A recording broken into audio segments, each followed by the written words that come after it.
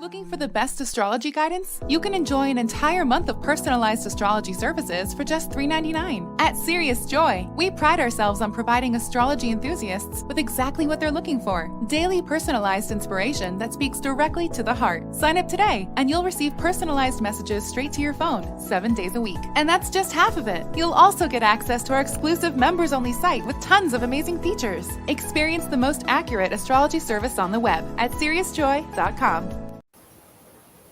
Hello and welcome to Friday. It is Namaste Today Live. I am Sensei Christopher Witecki, broadcasting in the flesh today live from Colorado. We're so grateful to have you here. We are streaming live tonight on Facebook, YouTube, LinkedIn, and X.com, formerly known as Twitter. If you are in the super chat, be a super friend. Tell us where you're watching from and say hello to our community. I'll say hello to some few people here. Hello, Lori Ship. Hello, Sydney. Good to see you as ever. Hello, Rachie, Jessica Rossi, Tammy. So nice to see you. Hello, Shiva, Neptune girl. Always a pleasure. And thank you very much on the t-shirt color. Deborah Dahl, nice to meet you. Vivian, so nice to see you. Nikki Anderson, not a surprise. And Mark Harris Media. Hello, sir. Welcome to the party. We are live today, streaming. I just got back from a fabulous vacay, which was very refreshing. I'm feeling the new year and really rocking it. I hope you are too. We've got a real phenomenal show for you tonight to kick off the new year. The sun is sextiling Neptune this week. That's going to turn a corner on your fate. The sun will also be working with Uranus to boost your money potential. And energetically, we have Mercury trining Jupiter on top of that, and Venus squaring Neptune, which in plain simple sense means that your life is about to change. And later tonight on ASTRO MINGLE, teacher, healer, and master intuitive Alicia Powers is here all the way from down under to give us insights and methods to connect to your guides and use advanced spiritual technology. We'll see what that's all about here at the end of the show. But first, let's take a look at the week's moods and your zodiac weather. This zodiac weather is from Saturday, January 13th to Friday, January 19th, 2024. Looking ahead at the weekend forecast, it looks to be a weekend of blowing your mind. You're going to raise the level of how you see your future and seat of power, and then come up with a clear-cut vision on Sunday. Let's drill down. On Saturday, it's sunny and rather crispy. Step 22 means Uranus is the ruling planet of the day. Expect the unexpected as you are elevating your seat of power and perhaps revolutionizing the strategy. And Mercury moves into Capricorn, making your thoughts focus on self-discipline. On Sunday, it's sunny and unclouded. Step 23 means Mercury rules this day, that same Mercury that just moved into Capricorn. This is a day where you will reframe your vision for your world governance. You'll be activating your new inner era. Venus trines the North Node, so you're opening up now to your story and how that changes your character. And with the moon in Pisces crossing Saturn, you may have an emotional learning moment when it comes to personal karma or faith. Moving on to the zodiac weather weekday forecast. Looking at the week ahead, you are launching into the new era, and in this particular case, new era means a new way of governing. On Monday, it's sunny and rather calm. Step 24 means Venus is ruling this day. This is a creative resting and receiving day. Your heart is opening up to consider and accept your future path. You are producing the future and the direction you want to take. And with the sun sextiling Neptune, you are coordinating your choices with your spiritual values. On Tuesday, it's sunny and resolute. Step 25 means that Neptune is the ruling planet of the day. This is the day to pray about your legacy and your life choices, although the choice will be self-evident. The moon will cross Neptune to give you a spiritual understanding, and once the moon moves into Aries, you'll be feeling quite strong. On Wednesday, it's sunny and ready. Step 26 is the final Grandmaster step of Capricorn, ruled by Saturn. This is a day where responsibility will come naturally. It's the day to decide and devote your heart to the goal and destination you want to see yourself in the new year. And with the moon in Aries, you're also ready to act. On Thursday, it's sunny and charged up. Step 27 means Mars rules the day. With the moon in Aries, it's doubly so. On Thursday, you're taking control to a higher point of view. It's time to move forward and release your old control paradigms. And with Mercury sextiling Saturn, your mind is recognizing the spiritual growth. And then on Friday, it's sunny and expansive. Step 28 means Earth rules the day, and the moon has moved into Taurus, which is a double Earth day. This is the day to love and protect and manifest the changes you want to see. With Mercury trining Jupiter, you're also feeling your self-worth. And with Venus squaring Neptune, you're seeing your destiny has changed. It's serious joy, joy, joy. If you haven't already, please be kind and do subscribe to our YouTube channel at Serious Joy TV. Hit the bell button so you're notified when we go live. And if you don't mind, please like this video right now so the YouTube algorithm will favor other people that might enjoy our content. Namaste Today Live is sponsored exclusively by SeriousJoy.com, the only astrology service that offers astrological data and daily life coaching and text message coaching 7 times a day. Most astrology apps will make you log in to find out what's going on in your life. Not at Serious Joy, we will message you via text message or email 7 times a day, keeping you up on your spiritual story. And that's not all. We have unique content 7 days a week. We have the Daily Pep Talk podcast, authored by myself, giving you application and order and focus on what to do in the day. It's also co-anchored by metaphysical astrologer Robbie Hunt. We have daily angel guidance with angel intuitive Devin Doer, daily sound healing with Sound Drop by Kristen Ryder, and new moon and full moon lunar ceremonies with artisan Joe Zammit. There is no place like Serious Joy. Find out now. Kick off the new year for just $3.99. I'll have more details at the end of the show. And we are 24 hours away now from the Countdown to 2024 webinar. I am super excited. I'm going to comb through all the details of the upcoming year. It's going to be a powerful year, which I'm about to tell you here in this next segment. Incredibly powerful. As I researched this, I could not believe some of the stuff that we're up against this year. You can be a part of this live webinar. You'll be live along with everyone else. The video will be available for you for the entire year.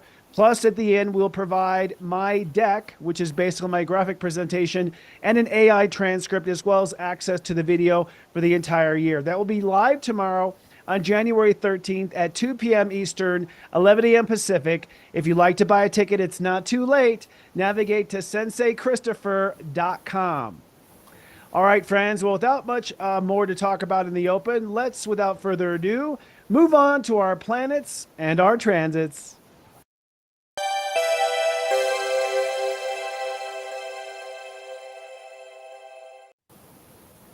Well, taking a look ahead at the planets and transits, we have reached a powerful time right now. And I do mean power in the sense that we are changing our seat of power. You know, this week actually was the official launch. When I say the launch, I mean the launch to a new era. And I won't be going over this much more just because I've been talking about it for 3 years now and we're finally here. So I'm going to be focusing mostly on what to do now that we are here. But in essence, if you are alive on the planet today, you came with 2 major intentions. One was to clean up your karma that you've been accumulating for God knows how long. I think all the way back to Atlantis, frankly, the last time we had the age of Aquarius. And the second was to see the Earth through this transition in what I'm calling not the new age, I'm calling it the new era. And I want to call it an era for a specific reason. It doesn't have a whole bunch of cosmic, psychic garbage attached to the letter or the word age. We're going to use the word era instead. And we just had a new moon in the last 24 hours at step 20 Capricorn. That, in my opinion, is the official launch to this new era. And to give you a perspective of how far we will be launching, this rocket ship, so to speak, is going to be transitioning our perception of reality. Now, in the big picture of things, I believe we're moving on to a major highway timeline. And I say highway timeline because there are sub-timelines from what I'm understanding. In fact, my recent study, as I was on vacation, I was just downloading information. I was also watching videos and stuff that I wanted to watch when I was in the condo at night, and really just started to educate myself on certain things. From what I understand, the perception of time itself actually comes from shifting to different timelines. So there are millions of timelines that are available at any moment, and we're constantly shifting from one to another. And the difference between two timelines is ultimately, from what I understand, what we call time. Now, that said, there are super highways of timelines, which means super conduits, where you have millions of little timelines that are all flowing in a similar direction. And that's the major shift that's going to happen between now and, I believe, April 7th. Why do I say April 7th? Well, because April 7th, frankly, is an eclipse going on, a solar eclipse. It'll basically be viewable here in North America. It will be at 19 degrees Aries. And somewhere around then is when I predict this spaceship energetically will land into a new ego direction or a new ego mission.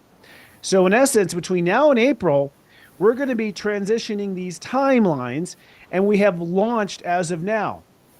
So I believe this week is the real launch. I'll be talking about what that means. Then Sun and Pluto will both conjoin at 2959 Pluto. Oh, look at that, how Apple's so kind to do that for me. And we will move, Pluto and the Sun will move together into Aquarius. At that point, we start to shift the dimensional energy of the timelines. Right now, we're really shifting our power, our control, how it is that we manage our life. In Aquarius, we'll actually shift frequencies. So I am predicting some major ascension sickness to happen this year in Aquarius, just so you know. Pluto will be at the bottom of that. Then in Pisces, I believe we shift the sub-awareness or the subconscious awareness of our spiritual intentions, and we move on to the new spiritual narrative. And then when we come into Aries, that's when we create the new ego, what I call the winged ego, and that ego is based for enlightenment here on Earth. Another way to look at this is we're most likely shifting to the fourth dimension permanently, where we can then move to the fifth dimension. Now, a lot of this is theory, and a lot of the reason why we have Astro Mingles is to talk to experts who see the other side all the time, much like tonight's guest, Alicia Powers. I'm looking forward to talking to her. She seems to be a nuclear third eye in her ability to see into the other realms, just watching her work. So I have a lot of questions I want to pose for her. But 2024, in essence, is a very dramatic and intense year ahead. And I'll be talking about this in tomorrow's Countdown 2024. I believe there's going to be a lot of intensity, and I am coaching all of my subscribers and followers to get your new mission launched by May 17th. May 18th, really, May 18th. 17th is when you commit, 18th is when you launch. So you want to have your new mission completely in motion by the 18th, because following May 18th, it looks like shift hits the fan for the rest of the year. And I'll be getting into the depths of that in my countdown webinar. Of course, I'll be coaching you week to week for free here on Namaste Today. So I'm here to serve humankind. When you end up paying for something, you get to know ahead of time, but everyone gets to know. That's the way I work. And the reason why this is such a profound moment is because we are closing off a lot of super highway timelines to create a new timeline, or we're re-upping the old timeline. Now, just to give a couple examples which are relevant, Pluto this week is at 29 degrees Capricorn. It will move into Aquarius this following weekend. So we'll report on that in more detail in next week's show. But the last time Pluto was in Capricorn at 29 degrees and 59 seconds was November 3rd, 1778, which was the beginning of the American Revolution. And the last time we had a big power struggle in the world, at that time, of course, between the monarchy and the idea of a republic and a democracy. So we have that superhighway timeline coming to a full circle here in 2024. We also have Neptune in Pisces. Neptune in Pisces, the last time it was at this degree in Pisces, 29 degrees Pisces, was March 29th, 1860. That was on the cusp of the American Civil War. I think those of us in America are certainly feeling the echoes and in some cases the push and the call for civil war. But I'll go out there and put myself on a limb and say there will not be a civil war this time, because the way karma works is it's always the opposite each cycle. So last time we had a civil war, this time we would not. However, we have to pass that opportunity, and that passing will be on March 29th of 2024 of this year. That's when we will have the next Neptune at 29 degrees. Pretty intense. Uranus will be at 22 degrees Taurus this year, which is a very powerful transformation when it comes to technology and technology used for dark purposes. Last time this happened was May 12th, 1940. I think what was in action at that time, of course, was World War II and creating weapons of mass destruction. And as we all know, the Manhattan Project followed a little after that, where we created one weapon that could destroy Earth altogether. April 23rd, 2024 is when Uranus will hit 22 degrees this year. So we have all of these timelines that are coming to a full close. And how this plays out to you this week is very simple.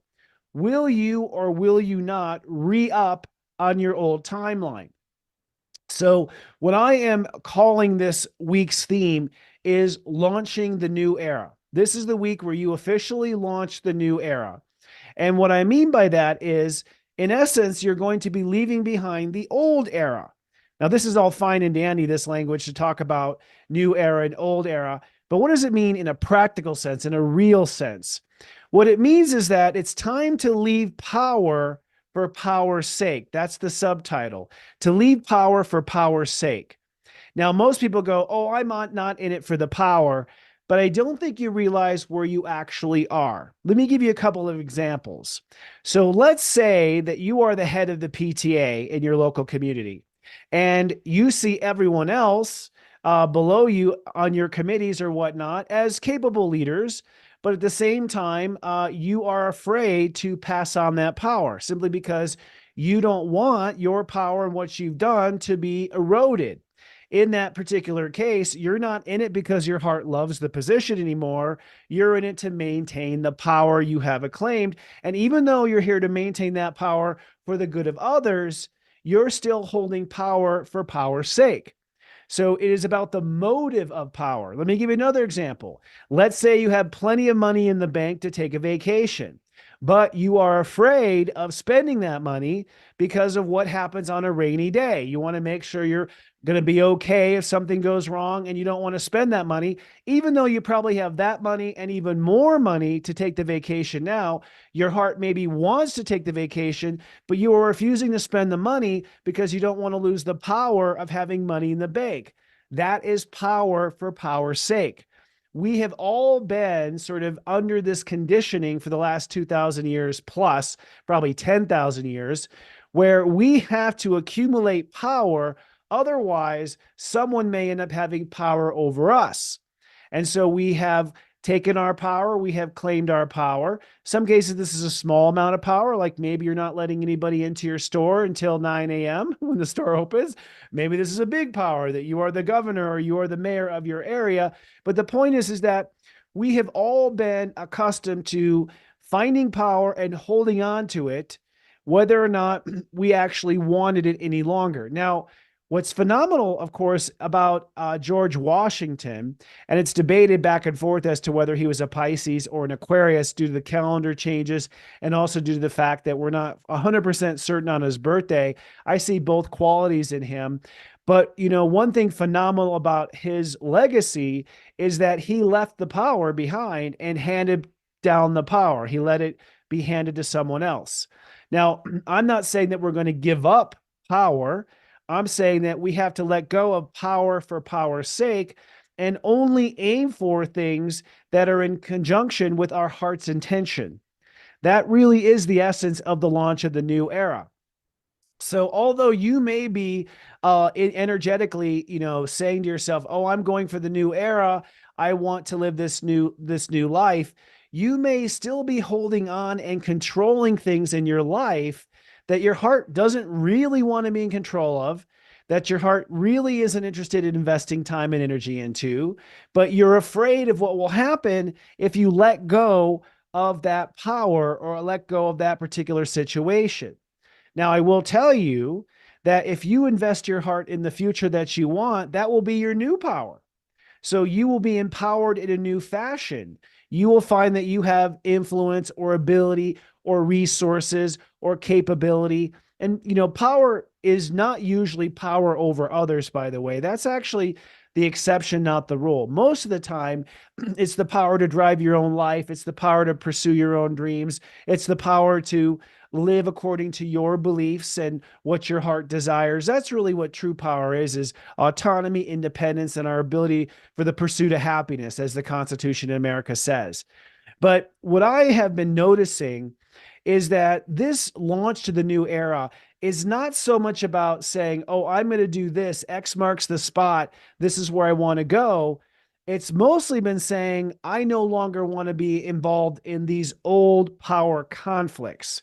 So, I saw this moment when I first got into astrology 18 years ago when I started doing this professionally. And this is my 18th year on the air, by the way. Very happy to say that. And I think I'm poised to do better in my 18th year than I've done in any year of my life, which is interesting because from a research perspective, I'm a step 18 Taurus. So by the time I hit the 18th step of my career, that's when everything really started to fall into place. And I'll actually just say this, we just reached here on Serious Joy, our Serious Joy YouTube channel, we just reached our 100,000 subscriber in our 18th year. I'm very proud of that. So congratulations to us. And thank you to all of you who have subscribed and trusted us with your spiritual energy and your teaching. But bringing it back to the topic of the week, this week we are launching our new era, and more than setting a destination and trying to aim for a particular goal, I'm finding that most of the work actually is in letting go of the past, letting go of the conflicts, the power struggles. So if you find yourself arguing with someone on X.com, if you find yourself getting pissed off on Telegram on a certain chat, if you find yourself upset about how things are going in certain world matters, you might still be subscribing to the old power. And I'm not saying those things are irrelevant. They have relevancy. But if we were going to win in that power structure, we would have, frankly. I think the methodology of staying in those power struggles and power conflicts, whether it's to convince them that you're right and they're wrong, or it's to overthrow something that's not working, or it's to sue someone else, whatever that struggle was in the past, it was in the old power structure. The old power structure was power for power's sake. I believe the new power structure is power for heart's sake. So if your heart wants it, then that is the purest power you can have. You have the power of love behind you versus the power of top-down control. So moving on to this week, I believe this is a week where it's going to be more about opting out of old power struggles to lighten the load of your rocket ship that is launching to the new era than it is about trying to throttle your rocket to go faster or push harder. In other words, maybe it's not that we're a rocket, maybe it's that we're a hot air balloon and we're letting off the dead weight. So I put out there, try to let off as much dead weight as you can this week and try to opt out of power struggles when there's a conflict or someone tries to pull you into an old argument about something or to go over something that you've talked about a million times and no one's convinced anyways. Opt out of that. I would say by opting out and remaining neutral in your feelings, you are in fact launching your new era, because I believe what will keep you from getting to the heart-based, heart-centric power structure is that you're still giving up your energy for a lower ego-based sort of conflict. So the key question of this week is, what does success feel like? What does success feel like?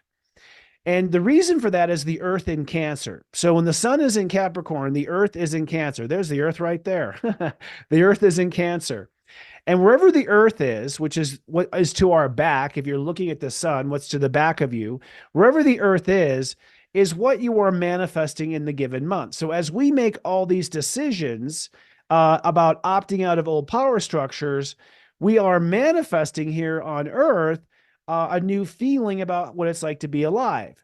And emotion, this is something Alicia talks about. We'll talk to her tonight about this, that emotion and feelings are the way to navigate the frequency that you want to attune to.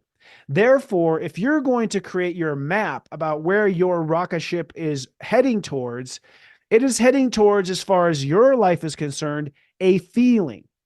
That's how metaphysical manifestation works. You want to identify the feeling. So, what does the feeling of success feel like?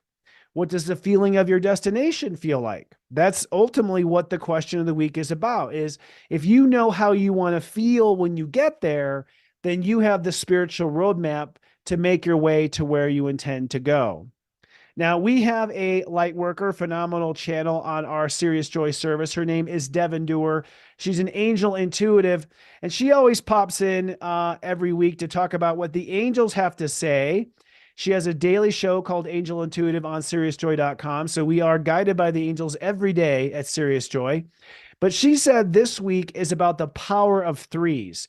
The angels say, keep an eye out for the third option, which is interesting because that's what I've been doing.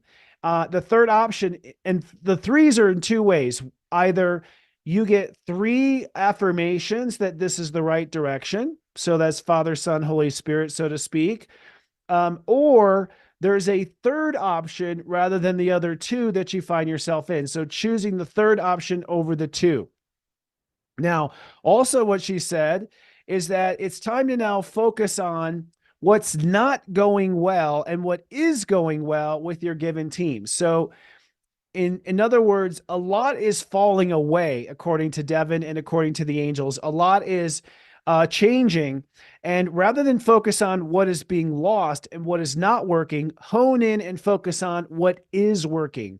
Stay focused on the destination.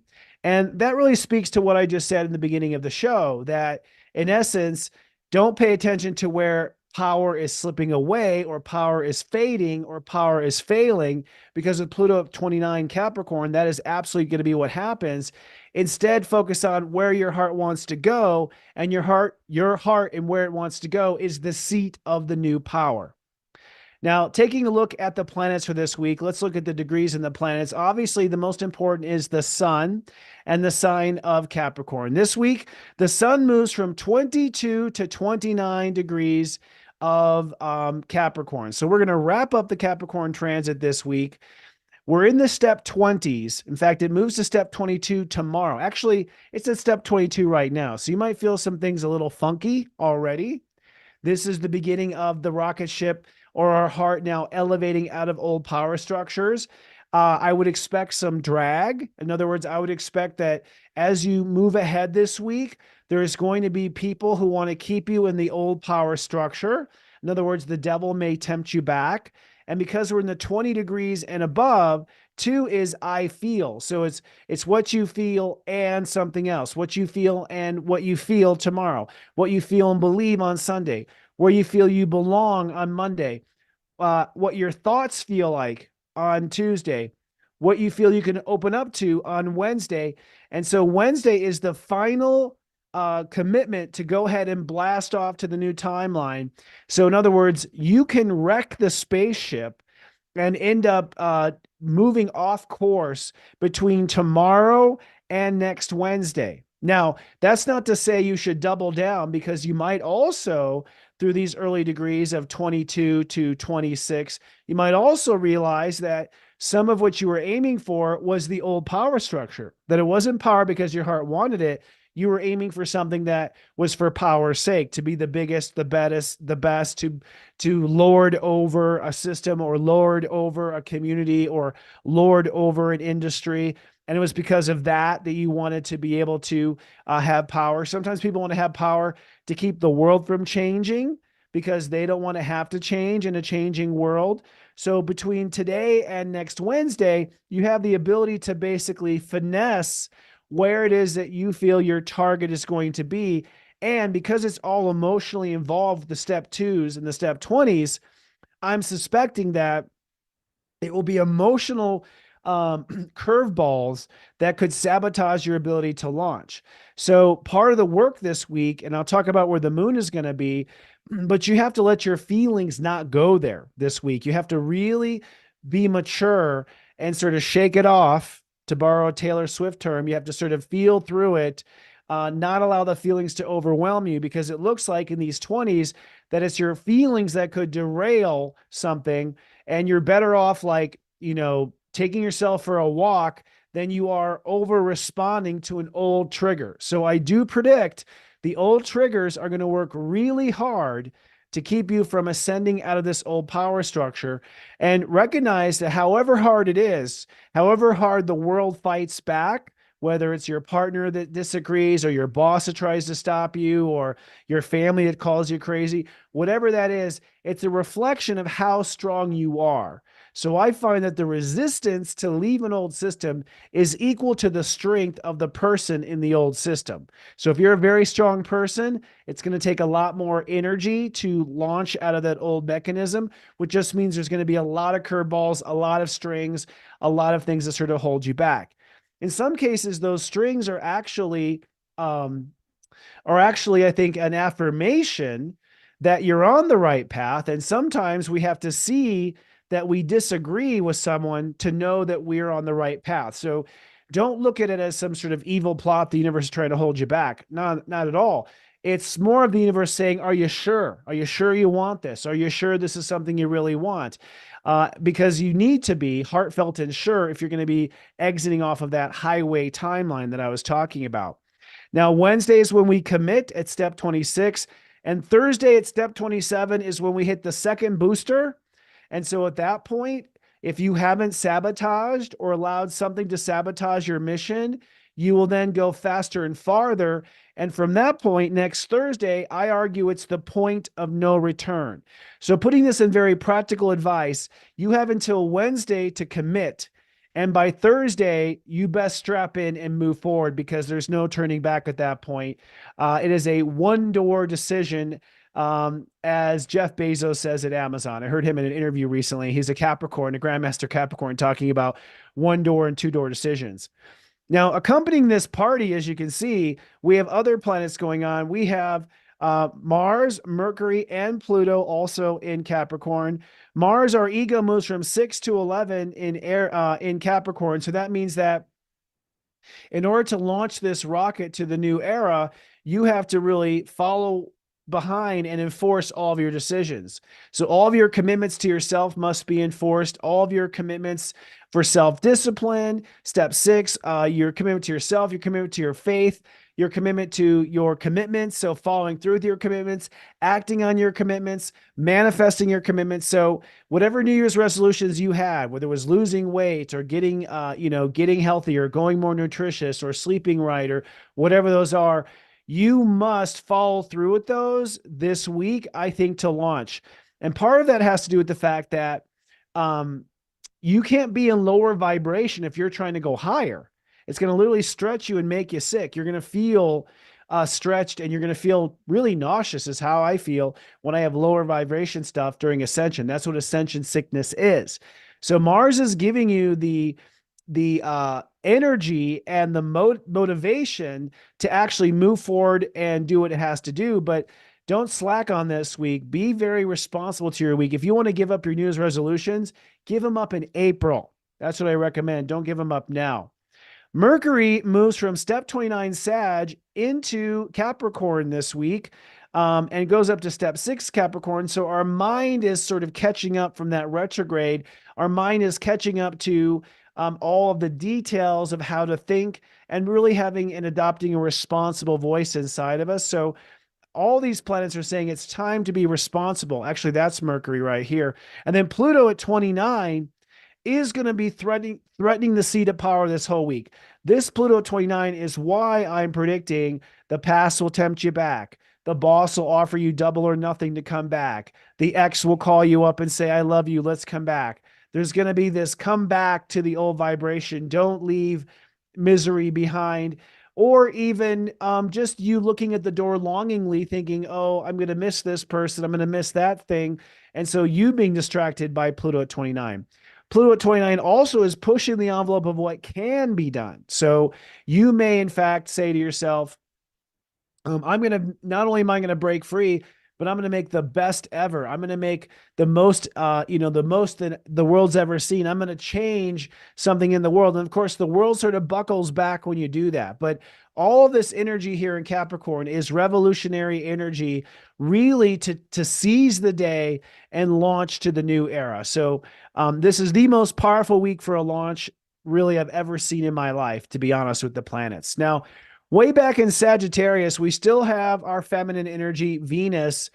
Venus in Sagittarius this week moves from step 17 to step 25, Sagittarius. So that means that at step 17, where it is right now, we're now opening up to the fact that we're not in Kansas anymore. We have a new story we tell the world. We have a new way of framing things. We have a new way of understanding things. Our seat of knowledge is changing. And Venus ends the week at 25 degrees, which means we end the week really opening up to knowing our spiritual calling. So there's sort of this narration going on through the week where you're going to be constantly playing like, wow, look at how far I've come, and look at how I'm changing, and look at how life has become. And I'm seeing this too, watching other influencers. I like to watch other influencers to see what the buzz is about. And I'm noticing this just in their lives and in their videos that they're talking about, wow, look at how far I've come. They're reflecting back to a time when, and they're comparing to a time now. That's all Venus and Sagittarius really opening up and ingesting and assimilating all these timelines into a new one. So we're doing a lot of timeline weaving and understanding, and coming to a new thread of understanding and knowledge. Now, looking ahead this week at the moon. The moon today is in Aquarius as I type this, or as I write this, as I say this. Come on, Witecki, what dimension are you in? So we're a little detached right now energetically. And I would say, taking a big deep breath, because this is the calmest you're going to feel for the entire week is right now. The moon will move into Pisces tonight around midnight Eastern time, and will be in Pisces on Sunday, Monday, and half of Tuesday. It's always in a sign for 36 hours. So 2.5 days, basically. When the moon goes through Pisces for Sunday, Monday, and half of Tuesday, there's going to be a lot of spiritual reflection going on. And by the way, Monday, Tuesday, and half of Wednesday, or actually Sunday, Monday, and half of Tuesday is step 23, 24, and 25. So this is the whole, am I doing the right thing? So I expect you with the moon here in Pisces for you to be questioning whether or not you're doing the right thing between really Sunday to Tuesday. You're going to be thinking, am I doing the right thing? And there'll be a lot of replay. This is where probably the most potential for derailing your story will be Sunday, Monday, and half of Tuesday, because you're going to be playing out your karma. And so you're going to be feeling the karmic wheels kind of come full circle.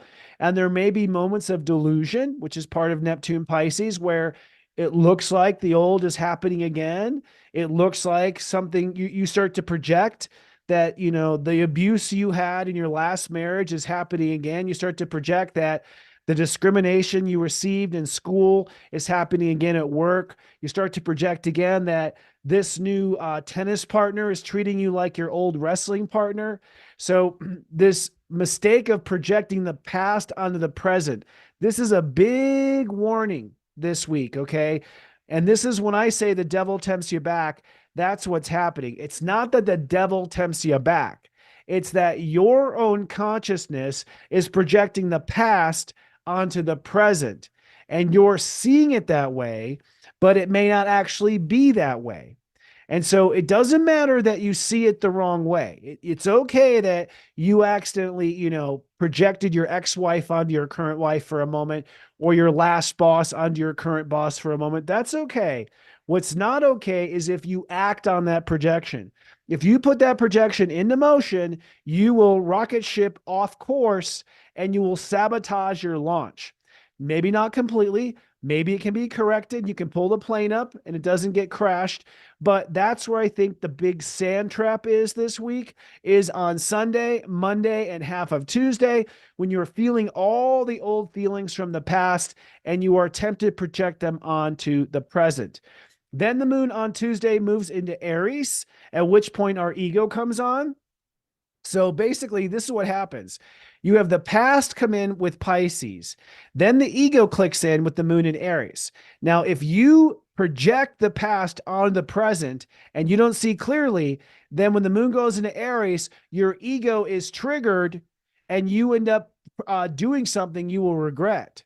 If you surrender, forgive, and forget that maybe, yes, maybe the current wife is acting like the old wife, maybe the current boss is acting like the old boss, but I forgive the old boss and I forgive this whole situation.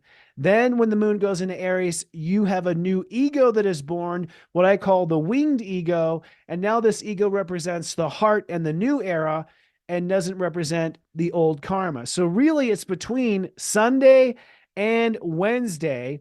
Remember, Wednesday is step 26. This is the day when you finally decide and commit to either the power for power's sake or power for heart's sake. That's the fork. So if you are projecting the past onto the present, then you're going to be caught in power for power's sake. If you forgive the past and move into the present with your heart, you will be in it for power for heart's sake. So literally from Sunday to Wednesday is the final countdown as to whether you will abort the mission or not abort the mission to go forward. Does that mean we can recover it later? Probably. You can recover, but there's no time like the present. And why would you want to have to work twice as hard later when you can work half as hard right now, getting it right from in the first place?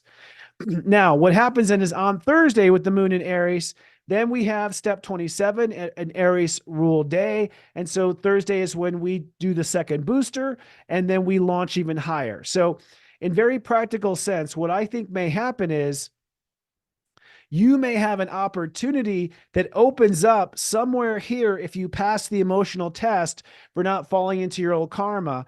I think a new opportunity will open.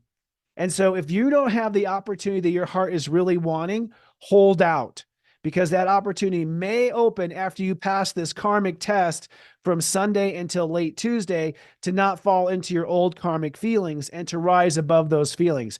That's the real test to get the second booster on Thursday. Now, then we go to next Friday and the moon will be in Taurus and the sun will be at step 28 net 10, which is a Taurus degree. And so really come Friday, you're off to the new era, and it's now time to go ahead and lean your chair back and put down your tray and wait for your beverage to come from your galactic steward or stewardess. So that's the emotions of the week. You'll be feeling solid by Friday. It looks like it's going to be a tense week emotionally otherwise. Now, looking at fear, Virgo and Black Moon Lilith. This week, she moves from 11 to 12 degrees.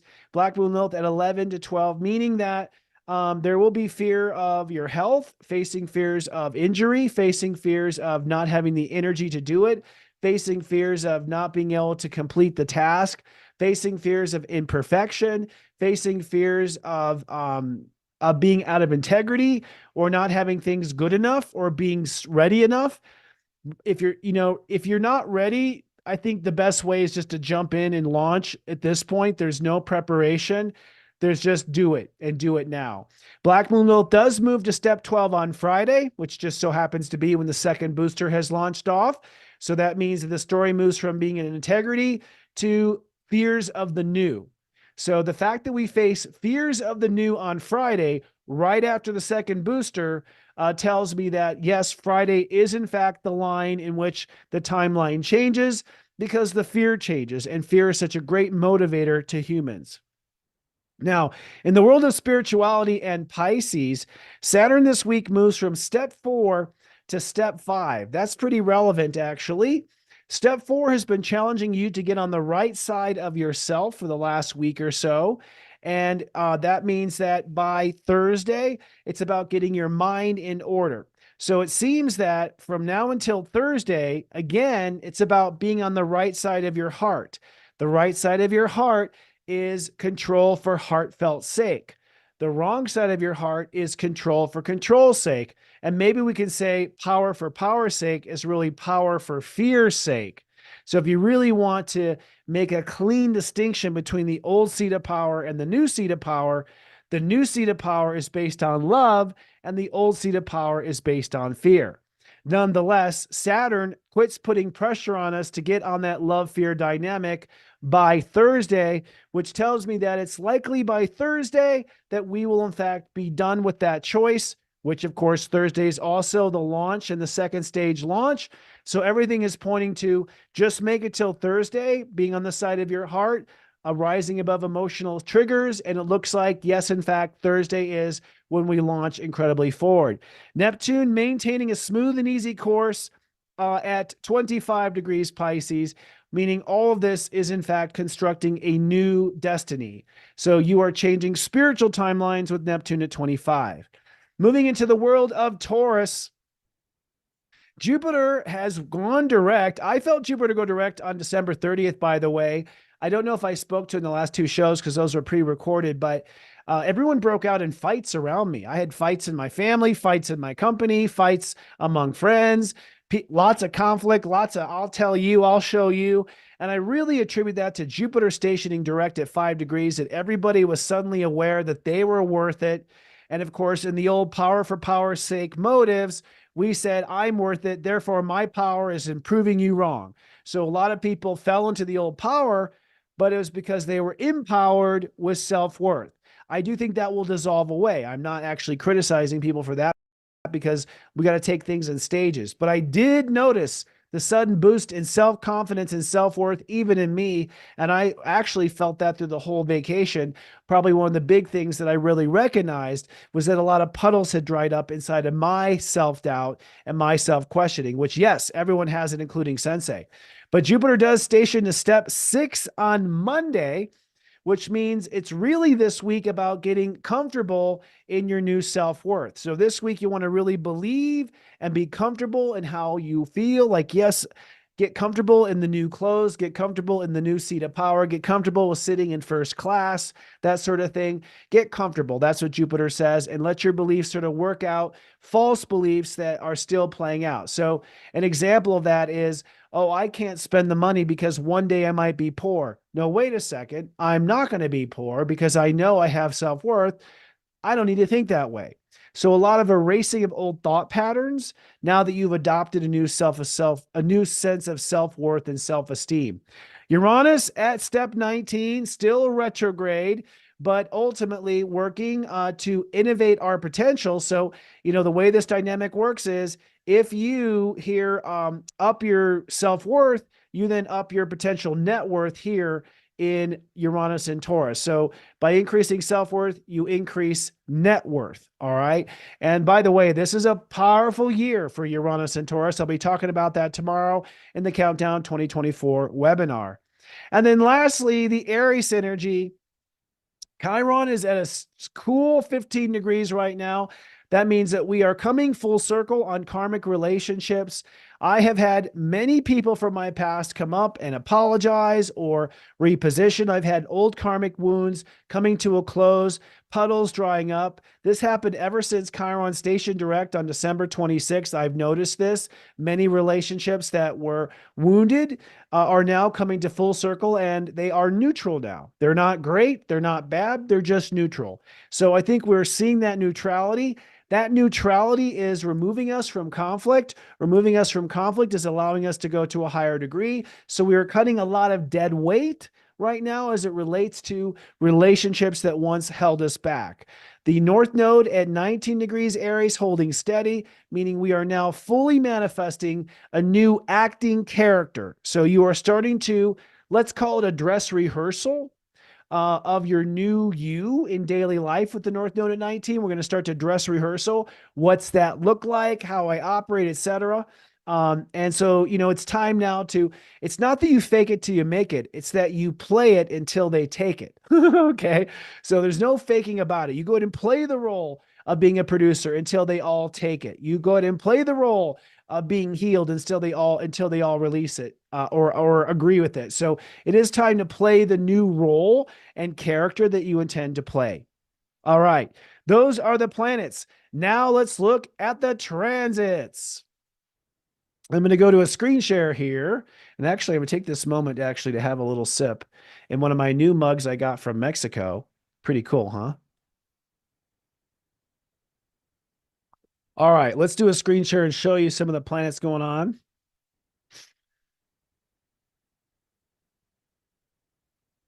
Okay, as I mentioned, coming up, Alicia Powers is here from Down Under, spiritual teacher, healer, and master intuitive on Astro Mingle. Stay tuned for that. The first chart that I want to show is Mercury ingressing into Capricorn. So I talked about this earlier. This is going to be on Sunday. So in a couple days, Sunday night, this happens. Remember, once the moon moves into Pisces, we start to have our karma play out for, this is, excuse me, Saturday, right before Sunday. So all day Sunday, the moon is moving in through Pisces.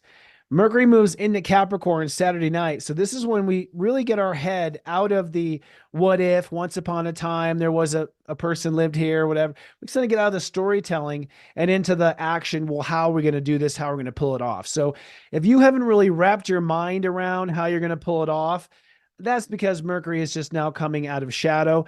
And Mercury will be moving out of shadow next week, by the way. So we're still catching up and thinking about, okay, what do I need to do to self-discipline?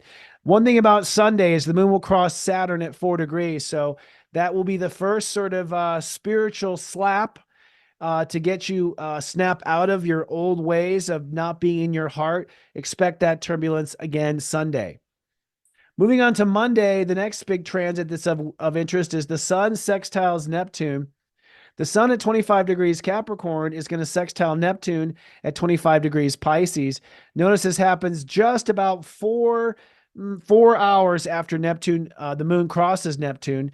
By the way, that's 7:37 p.m. So around in the mid-afternoon on the East Coast on Monday, there could be a spiritual epiphany as the moon crosses Neptune. By the way, that sort of transit is what we send messages to on Serious Joy. We'll let you know, hey, the moon's crossing Neptune right now. Do you know where your life is? That kind of thing. But this sextile does mean that we end up coordinating then the direction we're taking our life with the destiny that our life is meant to lead spiritually. So Monday evening, dinner time, Monday evening is going to be a real time where you're kind of spiritually assessing, am I on the right course? And the sun is 4 degrees from Pluto, which means there will be a feeling of breakdown, catastrophe, or a feeling of dimensional shift. So because the sun is actually in very close orb to Pluto all week, this whole week could feel like the sky is falling. Something could go wrong. What if this happens? What if that happens? You're feeling the threat and death energy of Pluto. You just want to ask your heart, is that what we've scripted to do? Yes or no? So, but you will feel that death energy in the air a few times this week at minimum. I always feel it with the conjunction. The next date actually doesn't happen until Thursday. So this is the launch day I was mentioning when we actually launch. The sun at step 27, we're on pure launch. The sun just 2 degrees away from Pluto. This will be the strongest gravitational field we feel to Pluto. In my astrological research, a 2-degree orb is the most powerful and the most destructive. It will fail on this day between step 27 and 28. If you make it past step 27, I would say there's a good chance your rocket ship will not blow up. Okay. By the time it hits Pluto, you're already dead. That's when you turn into space dust. So ultimately, this is sort of a threatening day or a feeling of threatening day. But Mercury sextiles Saturn. So as you're launching, your mind has got to get on the right side of your heart. And notice Mercury sextile Saturn just a moment before Saturn goes to step 5 the next day. So this is literally the last check-in to go, is my mind on my heart's side? Is my mind on the fear or is my mind on the love? That is part of the final test on Thursday. Now it's very early in the morning that apex is here in the United States. It'll be felt more in Europe and in Asia. However, it will, because it's happening in our subconscious in the United States, it will plague us all day, that key question inside of us. The next day is Friday next week. This is when Mercury trines Jupiter. Now, Jupiter does progress to 6, as I mentioned on Monday, so it's all about getting used to flying in first class. Again, very interesting. The moon had just crossed Jupiter a day prior, and the next day, your Mercury is now simulating the information and starting to think like a first class passenger, starting to think like that you deserve it. So, if your mind can't get on the program of thinking like you deserve it, that would be expected until Friday, that your mind is still catching up. Notice Mars at 11 saying it's time to be in integrity. And in the following day, the sun's going to conjoin Pluto, which we'll talk about in next week's show. The other thing that happens on the same day is Venus squares Neptune. Venus at 25 degrees, opening up now to the story that we are born to live, conjunct the galactic center with a 4-degree orb, Venus squaring Neptune at 25. So this is sort of getting your narrative in alignment with your destiny. And really, the rocket ship is launched. Look, the sun has started to conjoin Pluto by 10:48 a.m. of Friday. It's not a complete conjunction, but it's in orb. So when this show is live next week, we will be in outer space. We'll be in another dimension. We'll be broadcasting and streaming from another dimension. That's me making excuses for signal failure ahead of time. But really, until the sun dead conjuncts Pluto is not till we have the change. So really the effort there at the end of the week is not as my rocket ship taking off, but am I telling myself the right story? Is that story I'm telling myself aligned with my spiritual intentions? And am I acting in integrity, Mars at 11? Am I thinking on for my own mirage, step 6? So it's really about, am I really sitting up straight in my pilot seat in the rocket ship? The rocket has taken off since step 27. It's really about getting comfortable and making sure your navigation is in order here. All righty. And that's the week ahead for the transits. With that said, I think it's time to find out how this will affect you, my friend. Go steep yourself some tea and let's have our weekly tea time.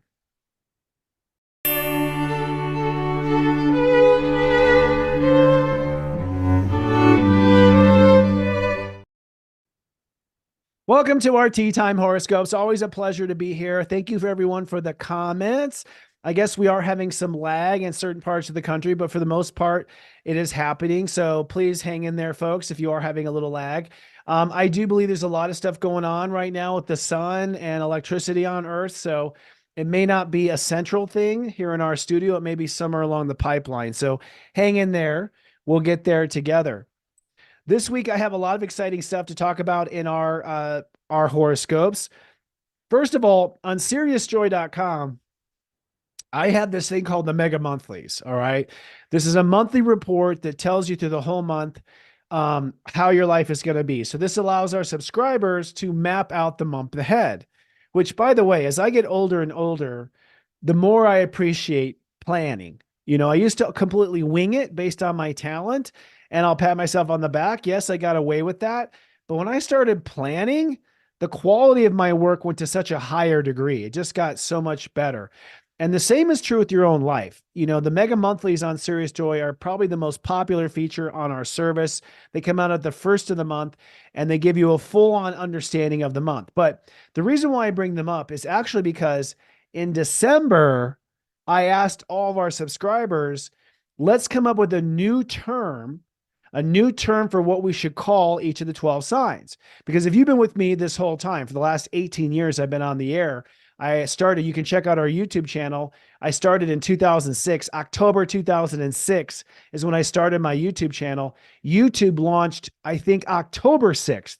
So about 2 weeks after YouTube launched, I was on the air with horoscopes. But through that whole time, I've had sort of these nicknames I held for each of the 12 signs, like the Tauruses I would call producers, and the Cancers I would call nurturers, and the Aries I would call heroes. And so I had all these terms I used, but I realized at some point, these are all old era terms. They're not really modern terms to represent who the signs are going to be in the new era. So I put out a poll and a question to our subscribers at Serious Joy for each of the 12 signs. What would you like to be called in the new era? And then I meditated and finessed them, and I came up with new terms. So tonight, I will tell you for each of the 12 signs what the new term is for your sign. So that'll be the first thing I say tonight is what is the new term and why do we choose that term? Then I'm going to talk about where you are rising. So what is the launch for you? Where are you rising to a higher seat of power this week with the sun moving through the high degrees of Capricorn and where that happens to be? Then I'll tell you when the sun sextiles Neptune, what part of your life that launch must be coordinated with and what part of your life you must be in touch with God to make sure you don't get lost on your way. Hello, Daryl. I just saw your moo, brother. So at what part of your life must be in tune with your higher spiritual self and be aligned with your actual launch. And then later in the week, I told you Mercury will trine Jupiter. That happens on Friday next week. And that is, of course, you aligning your self-discipline, Mercury, with your self-worth acceptance, Jupiter. So getting your mind wrapped around self-discipline and self-worth. And so for each of the 12 signs in your horoscope here, I will tell you exactly where you must align self-discipline with self-worth. And for starters, as always, let's begin with the Aries. Aries, we are calling you in the new era the trailblazers. You used to be heroes, but now that we're getting away from war, well, let's go way back. Back in the age of Aries, you were the conquerors, okay?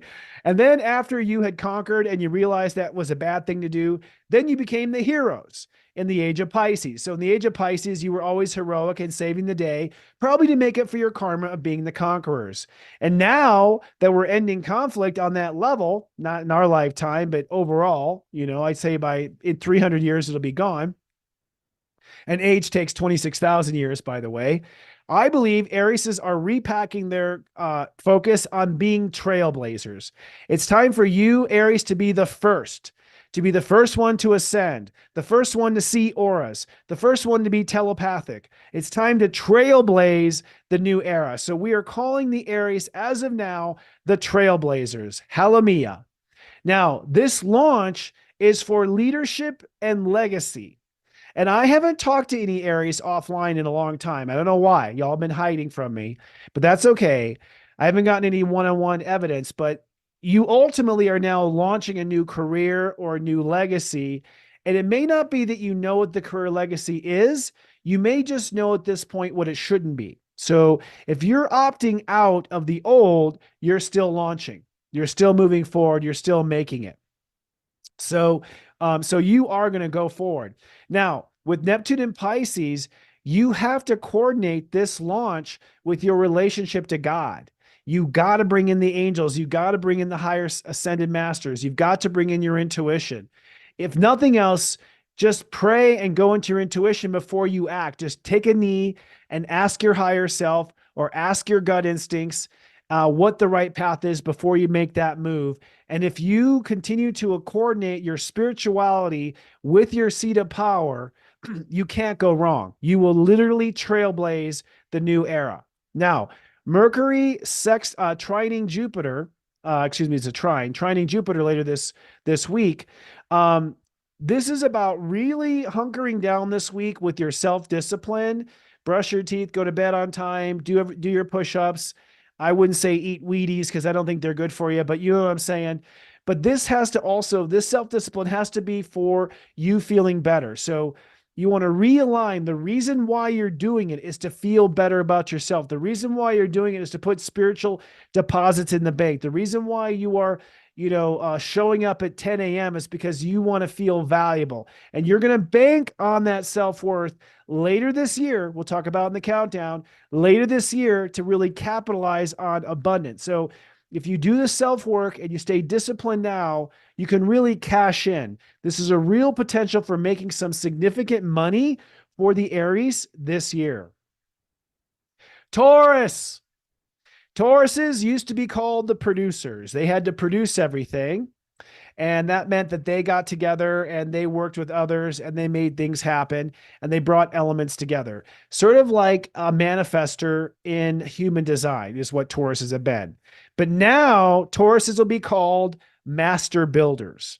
And the reason why we think of Taurus as being master builders is because we believe Tauruses are going to build the new era. Tauruses will construct the financial systems, the organizations, the technology investments necessary. Tauruses will have to pull out of the old investments to put into the new investments. But I believe Tauruses are master builders of the new era. And that begins literally as I speak. The launch for you, Taurus, is for your life's purpose and what brings you meaning. So some Tauruses might be in power for power's sake, in the sense that you won't leave your old job because you don't want to let go of the money might go down for a moment to do that, or your money will be less certain. But you do need to launch this rocket to be single-handedly focused on your life's purpose right now and nothing else. So focus on whatever that purpose is, and that purpose is what your heart came here to do. Even if you're doing it a little bit, you're doing it. Now, this must be coordinated with your social ambitions. So your life purpose has to be a benefit to society. It has to make an influence somewhere in the world. This is where the master builder place comes into it. That whatever your purpose is, it's likely tied to making a major change in society. And that could be the society of your small town in Oklahoma. That could be the society of the 40,000 people in your job, in your company. The society is relative as far as the size is concerned, but you want to align your purpose with your role in the world. Now, Mercury trining Jupiter in your sign means you must be very focused and disciplined now about believing in yourself. Discipline about believing in yourself means do not allow yourself to question your belief anymore. Go ahead and risk being wrong. Risk making a fool out of yourself. We have no more time to debate whether or not you believe you are right or no. It's time to go, and we'll see on the other side if you are right or wrong. I'm not saying stay closed-minded. I'm saying do not question your belief in yourself. This will up the ante for what you deserve as far as treatment. This is going to smooth out your behavior with yourself. This is going to make you a smooth operator, to sort of quote Sade, okay? And that's going to help you boost your self-worth and your potential. So if you want to be a master builder, then it's time to believe in yourself and not turn back. All right, I'm going to take a sip.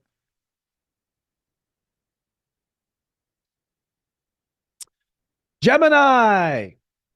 Gemini, we used to call you the messengers, which was kind of boring, really. We also called you ambassadors before, but now we're calling you the mental gems.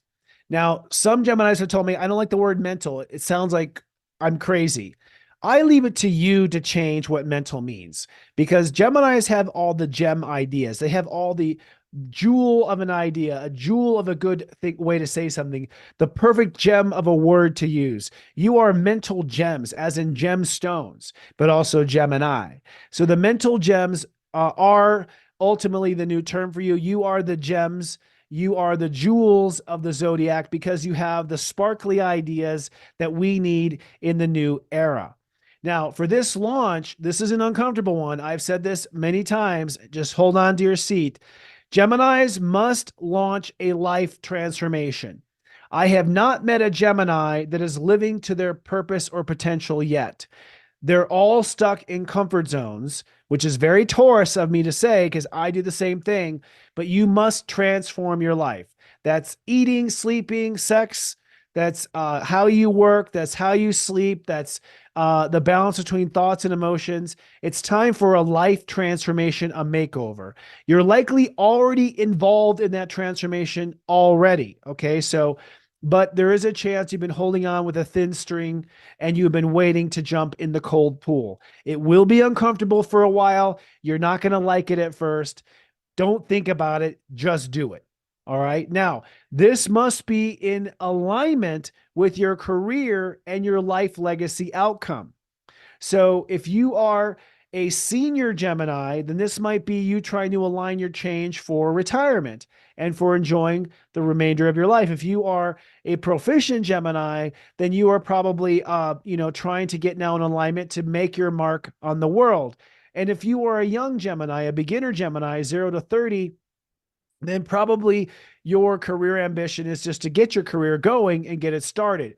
But you want your transformation of your life to be completely synchronized with your career, legacy, or retirement success. Now, the trine between your ruling planet and Jupiter says that you must be self-disciplined now about having trust in yourself. You must trust yourself. If you don't trust yourself, you will not make it at this point. You're out of time. You have to just default trust, okay? And risk being an idiot. Everyone has to risk being an idiot at this point. Nobody gets a guarantee. The world is only going to reward those people who are willing to risk. Now, it's not really a risk. Pluto spent 15 years helping you trust yourself. So only if you were asleep at the wheel for 15 years would you have something to worry about. Maybe that's the case. But if you trust yourself, you will expand your faith in yourself. You will feel greater faith in yourself. You will have less fear in yourself if you decide and commit to trusting yourself. Okay? Cancers. Cancers, we have called you the nurturer since I went on the air. And yes, you are nurturers, but with Pluto coming out of Capricorn, that title is over. We're now calling you the moon child. And yes, that's very 60s and groovy, but I think it's totally appropriate. Why Moonchild? Well, because you are very moony. Okay, we know how moony you are. But I think cancers are going back to living in their inner child. I think cancers are going back to their innocence. I think they're going back to their youth.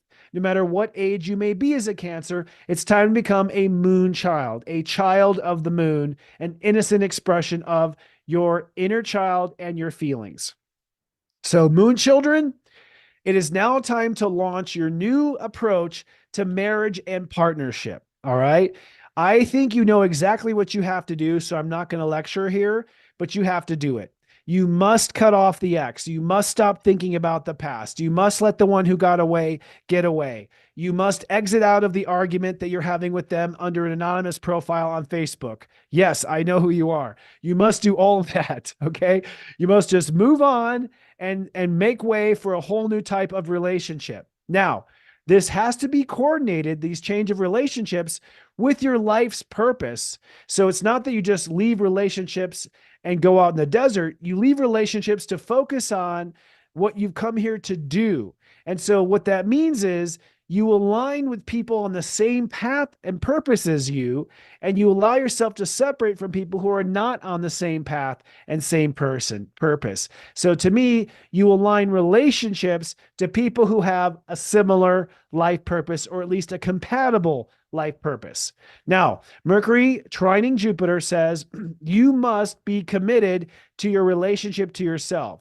You must get remarried to yourself right now. You cannot go against or question how to relate to yourself or change your policy with yourself. You must commit now to the way you talk to yourself, think about yourself, and approach yourself. That cannot waver, for if it does, your rocket ship will go way off course. When you do that, Cancer, you will find that you really feel like a friend to yourself, and suddenly you will see where your friends are in the world. A lot of Cancers keep telling me, I can't attract a new person. I don't know who my tribe is. I don't know where my people are. Because you are flaky in your relationship with yourself, and the right person doesn't know who to be attracted to. So once you solidify your marriage to yourself, you will feel very positive about your potential in the world. All right, another sip. Leos. Leos were called Your Majesty and Your Highness, and boy, did they like that. And I know you like it, and most Leos have written me and said, would you please still call me Your Majesty? And the answer is no. I have a Leo rising, okay? I am now calling you Leaders of Love. And yes, that has the acronym of LOL, right? Like, you are leaders of love and leaders of laughter. It's time now to walk in the heart of love. It's now time to show the world what love is about. It is time to pull out the magic wand of love. You must be leaders of love now as Leos. Leos are leaders of love. Now, being a leader of love means that your rocket ship involves blasting off with a new lifestyle and a new performance. The lifestyle you have built was power for power's sake, more than any other sign. And you're talking to a fellow cat here. I have a Leo rising. Look at this hair rising right now. That's Leo rising right there. Leo rising. Okay. So you must now construct a lifestyle that's health, routine, working in a team instead of being a loner, sharing power, giving power, handing power down and letting other people make decisions. If you want to escalate to where you're meant to go and grow in the life, you're going to have to transform the way you do business day to day in your daily life. And your performance has to also become better. You want more for less. Sorry. You want more for less, more effect for less energy. Okay. Less is more. Now, this has to be coordinated, this lifestyle, with transforming your whole life. Your whole life needs to transform. We haven't seen Leos ever do this. All right. Not in any lifetime I can think about. This is the first time that Leos are going to be both royal and also grounded like other people. They used to be Leo high above others. Not saying you acted that way, but sometimes you did. But what you're really realizing, Leo, is that everyone is special, not just you. And I'm not criticizing you because, again, I have a Leo rising. But once you realize everyone is special, then you don't have to no longer have to work so hard to be special. Okay. So Leos are going to transform all their boundaries, who they let in, who they don't let in, how they work, where their comfort zone is. The only one who's going to be just as uncomfortable as you will be the Geminis, by the way. So I hope you're not married to a Gemini because you'll both be going through it at the same time. Still, you can, help each other along the way. Now, Mercury trining Jupiter says you must be disciplined now with your health. You cannot not be disciplined with your health. You also have to be disciplined about stress. If you don't know, stress is the new cancer. It causes all disease. So you cannot live in disease. You cannot live in stress. You have to be 100% disciplined in living in neutrality and in good health for you to launch this new lifestyle and make this change. Otherwise, your body is going to drag you down. Now, when you do this, you're going to find your self-discipline and your ability to perform is perfect. So by being stress-free and being in touch with your own health and being connected to your body, you're going to find that your ability to do business and really transact amazing leadership in the world is just going to take off like a firework. Virgos. Virgos, I've always called you the healers or the organizers of the Zodiac, and you have been both of those, but I do think Virgos have now healed and everything has been more than organized. So what does that leave you? A virtuoso. We're now calling the Virgos virtuosos.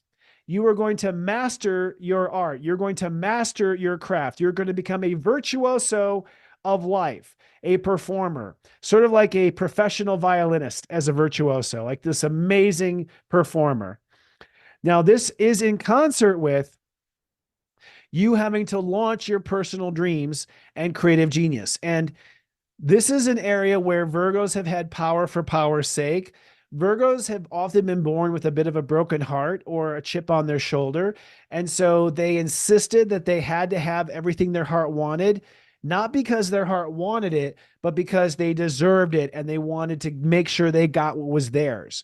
And that was more power for power's sake. That wasn't because they want to fall in love and have rainbows and unicorns flying out. It was because they did not want to be hurt again or lose again or left behind again. So Virgos have had a lot of difficulty with love and finding their personal dreams because they've wanted too much, mostly as some sort of a payback for the past, not because of what their heart really wanted it. That's been my observation. I'm sure there's a million rainbow cases, but you must now launch your personal dreams, which means God is basically saying, go after what your heart wants and only what your heart wants, but pick one or two, okay? At least at a time. All right. Now that said, we had the balloons come up there with Apple. This must be in concert with your long-term relationship agenda. So it's not, I know Virgos have usually said, oh, I want to have total love. And then they had total love and then they didn't have what their heart wanted. Or I want to go after my career. And then they went without love. You must have self-love and personal dreams. You must have both of what you want, both the relationship of a lifetime and all of your personal dreams fulfilled. That means you being a best-selling author and married to the greatest woman on earth, or you being a successful artist and married to the greatest man on earth. So you must coordinate your personal dreams with partnerships. Now, Mercury trining Jupiter says you must be incredibly self-disciplined about self-love. You must be disciplined about self-love. You cannot waver from self-love 1 microgram, okay? 1 milliliter or millimeter. I'm using weight. You cannot go one spot away. You must be totally Virgo retentive about loving yourself. That's the only way to launch this rocket. And what's going to happen is with it trining into Jupiter and Taurus, you're going to end up truly believing in yourself as a result, feeling this strong resonance and belief that you can and will persevere and do amazing things. So be very critical about loving yourself, and you will see that you believe in yourself and can pursue what you believe you're here to do. All right, time for another sip. All right, Libras. Libras, we used to call your honor in the old sense of a judge and justice of the peace. And although Libras are honorable, I think they're moving into a new light. We're now calling you the peace artists. Libras are now peace artists. The world needs to come to a peace. Peace is not something logical, it is an art. It is a fine art. And truly, Libras are the best expression of both artistry and peace. So the Libra new term is the peace artists. Now, with the sun in Capricorn, it's now time to launch your own independent emotional security. Libras can no longer feel confident from codependence. Codependence with a partner, codependence with a family, codependence with a job. Libras have always sort of latched on to feel safe.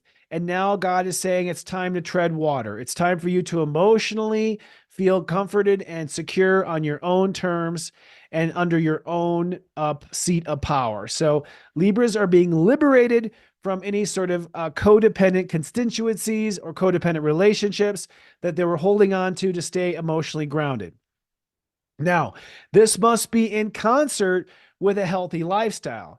You can't sacrifice your lifestyle to feel emotionally secure. You can't, work, 100,000 hours so that you feel emotionally secure. You must have a healthy lifestyle.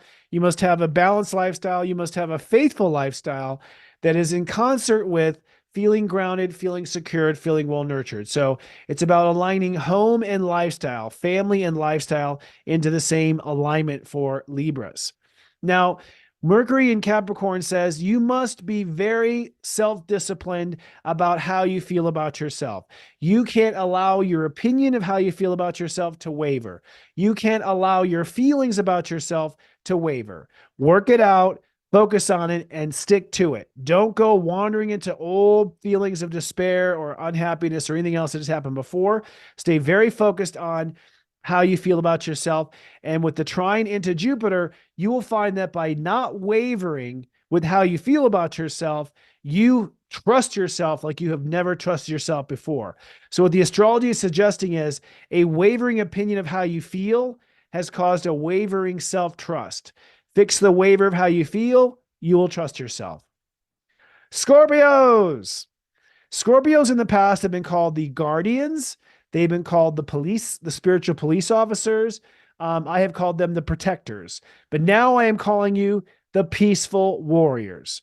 The peaceful warriors are now here to bring peace about on earth, but to also have the threat of that stinger to kick your ASTRO if you cross that line. So I'm not saying that Scorpios are getting soft. I'm saying that Scorpios are policing the soft. It is now time to make sure softness lives on the earth. Peace lives on the earth. So all boundaries are for the purpose of peace. Now, with the new rocket launch, this has to do with the launch of a new attitude about the big picture in life. Your control issues have to do with your attitude. Your attitude is based on the past and based on your empirical evidence. All that evidence must no longer be admissible in the court of spiritual law. Now you must give yourself a clean slate intellectually and adopt an attitude and a big picture of the earth that really enforces what your heart really wants. In fact, That's what it has to be in concert with. With the sun sextiling Neptune in Pisces, it must be in synergy with your personal dreams. Your attitude must be all focused on you reaching your personal dreams, that you will reach them, that you will have the love of your life, that you will have the creative life, the creative story of your life. You will be able to move into that 100%. So in concert, attitude and heartfelt desire. So getting your mind only on the ball of self-love. Now, the Mercury trine Jupiter says, your thoughts about yourself must be unwavering. You cannot start to pull up the rug on how you think about yourself, dig out the cobwebs in the corners. Nah, you've had plenty of time to discipline yourself, criticize yourself, consider that you might be crazy. You must now be very disciplined about the way you think about yourself. And this is going to make your relationship to yourself fall into perfect harmony and alignment. So be solid and unwavering in your thoughts about yourself, and observe an amazing feeling of harmony in your relationship to yourself. Sagittariuses. Sagittarius are now, first of all, they were always called the storytellers. What else did I call Sagittarius? I'm forgetting now. I can't remember what I used to call y'all, because all I can think about is a new term. I am now calling Sagittariuses the unicorns. And you may feel that that's a little goofy, but that's who you are. You used to be half man, half horse. Now you're a flying horse with a cone on your head. I think Sagittarius are now the unicorns. They are now the unique, magical, sparkly, cool, wondrous, spiritual creatures of the earth. They're the people that are going to get us to believe in what used to be unbelievable. So Sagittarius are now the unicorns of the Zodiac. They're the ones that are going to show us what magic really is and going to dare us to dream upon a dream. I look at Sagittarius as sort of the Willy Wonkas of the future. Now, the launch for you has to do with abundance and passive income.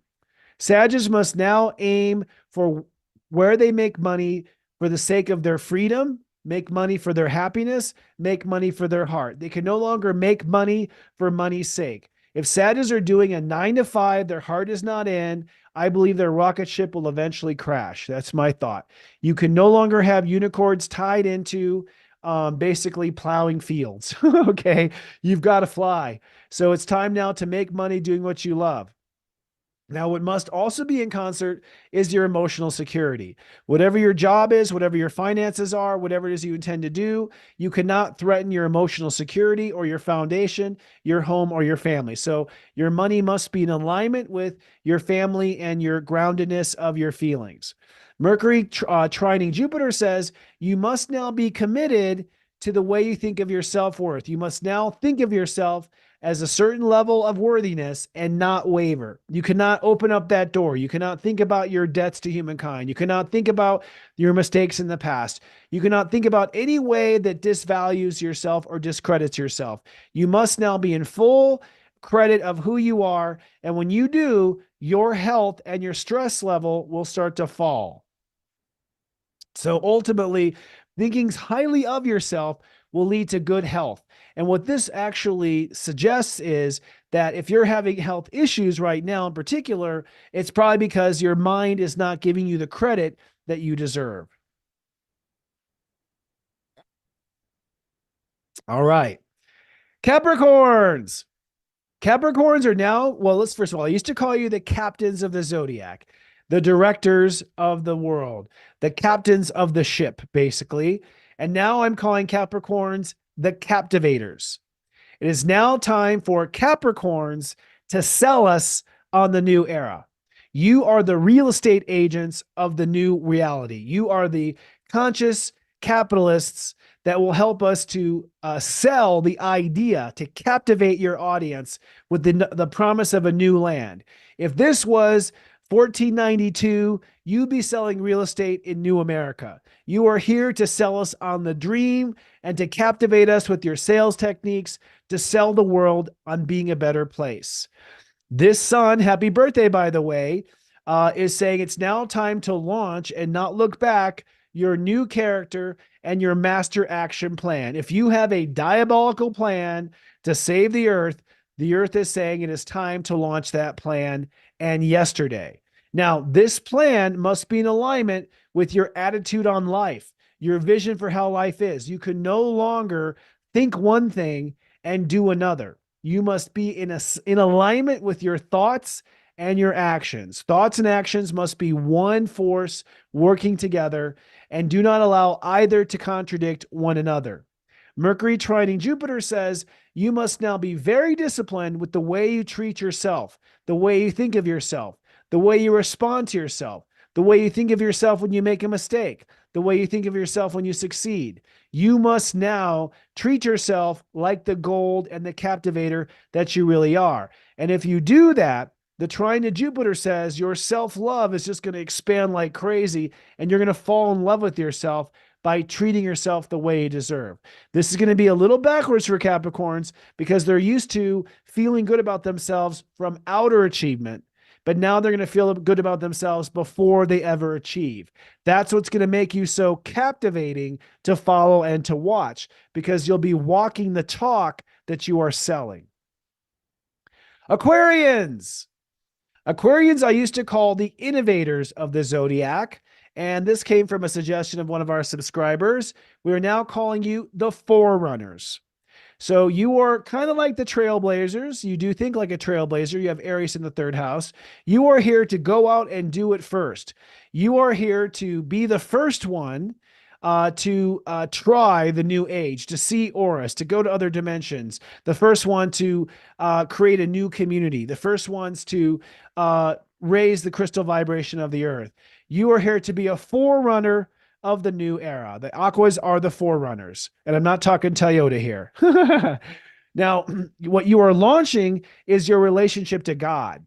You must now feel like this with the universe. Either it's with your guides or the angels or that feeling inside of you. It doesn't have to have one of the terms of any sort of organized religion, but you and God and you and the universe must be best friends. They must be besties now. That is your boss, is your higher self and the spiritual universe. You must also be in full alignment with making money. It cannot be God over here and money over there. They have to be making money with God, making money with how I am abundant. You must merge and create soul capitalism, where you are making money from the premise of your spiritual beliefs around ascension and around frequency. So it's now time for all forerunners to open up some sort of mercantile side that starts to really profit. And I mean that in an IT, not PHET sort of way, about what you profit, PHET. So profit from you being a prophet. Mercury in Capricorn says you must have unwavering faith in yourself now. You must be disciplined on your faith, and you must not allow fear to enter into your thoughts. This will make you feel, with Jupiter and Taurus, incredible about yourself. You will feel like a rock star. You will feel like a spiritual athlete. You will feel unstoppable if you are unwavering in your faith in yourself. You've worked out through all the fears. At this point, it's a choice to either think fear or think faith. And the forerunners that think faith will be the ones who are first in line. All right. Drum roll, please. And then the Pisces. I used to call Pisces the magicians, and now we're calling them the dream weavers. Pisces are here to help us dream. They're help us bring our dreams into a fabric of reality. They're here to tell their stories of how they overcame adversity and stepped into a magical relationship to God, universe, and the ability to bring magic to the world. They are a person who's here to represent that dreams do come true. They are here to be the dream weavers of the Zodiac. Now, the rocket launch for you is in your social ambition. It is now time to go for what you dream about. You will be a dream weaver if you aim for what you dream about, Pisces. Take it one step at a time. Stay in your fishbowl and move up slowly in fishbowl sizes, but go directly straight for what your heart wants and what you dream about. Then you will be the dream weaver because you will have done it yourself. This must be in complete alignment to your character. You cannot have something that's outside your character, that's outside of your normal behavior, that's outside of your ability to perform. Your ambition must be fully in line with your character. When we see you, we must see your ambition. When we see what you've done, we must see your character. They must be synonymous, the two together. Now, Mercury trining Jupiter says you must be unwavering in your friendship to yourself. You must be your own best friend. You must represent yourself out there in the world. You must accompany yourself in another form to be there to support yourself when you go in the world. Both the fish need to be pointing in the same direction, where one fish is there for the other inside of you. When you become your best friend, your thoughts about yourself will be very positive. And from that positive mindset, you will be electrifying and bringing those dreams into reality. So in order to have a very powerful intellectual mindset, be unwavering in how you are your own best friend. That is the path of the dream weavers. All right, friends. That is all we have for our Zodiac soul horoscopes for this episode. But keep streaming. We have some more fun around the corner. Alicia Powers is here to talk about our higher self. Keep streaming. We'll be back in about 3.5 minutes. This Zodiac weather's from Saturday, January 13th to Friday, January 19th, 2024. Looking ahead at the weekend forecast, it looks to be a weekend of blowing your mind. You're going to raise the level of how you see your future and seat of power, and then come up with a clear-cut vision on Sunday. Let's drill down. On Saturday, it's sunny and rather crispy. Step 22 means Uranus is the ruling planet of the day. Expect the unexpected as you are elevating your seat of power and perhaps revolutionizing the strategy.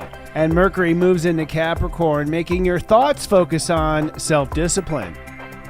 On Sunday, it's sunny and unclouded. Step 23 means Mercury rules this day, that same Mercury that just moved into Capricorn.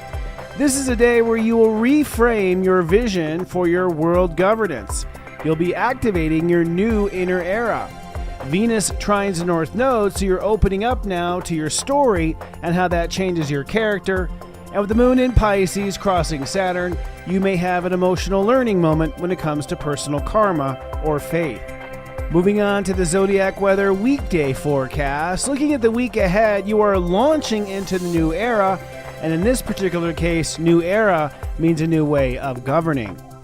On Monday, it's sunny and rather calm. Step 24 means Venus is ruling this day. This is a creative resting and receiving day.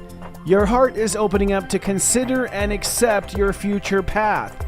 You are producing the future and the direction you want to take. And with the sun sextiling Neptune, you are coordinating your choices with your spiritual values. On Tuesday, it's sunny and resolute. Step 25 means that Neptune is the ruling planet of the day.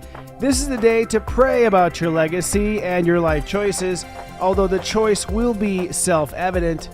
The moon will cross Neptune to give you a spiritual understanding, and once the moon moves into Aries, you'll be feeling quite strong. On Wednesday, it's sunny and ready. Step 26 is the final Grandmaster step of Capricorn, ruled by Saturn. This is a day where responsibility will come naturally.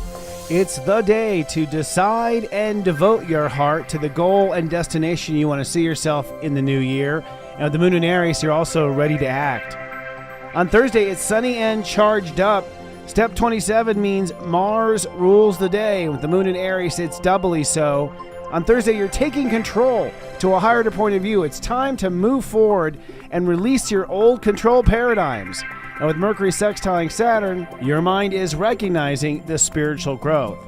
And then on Friday, it's sunny and expansive. Step 28 means Earth rules a day, and the moon has moved into Taurus, which is a double Earth day. This is the day to love and protect and manifest the changes you want to see. With Mercury trining Jupiter, you're also feeling your self-worth. And with Venus squaring Neptune, you're seeing your destiny has changed. It's serious joy, joy, joy.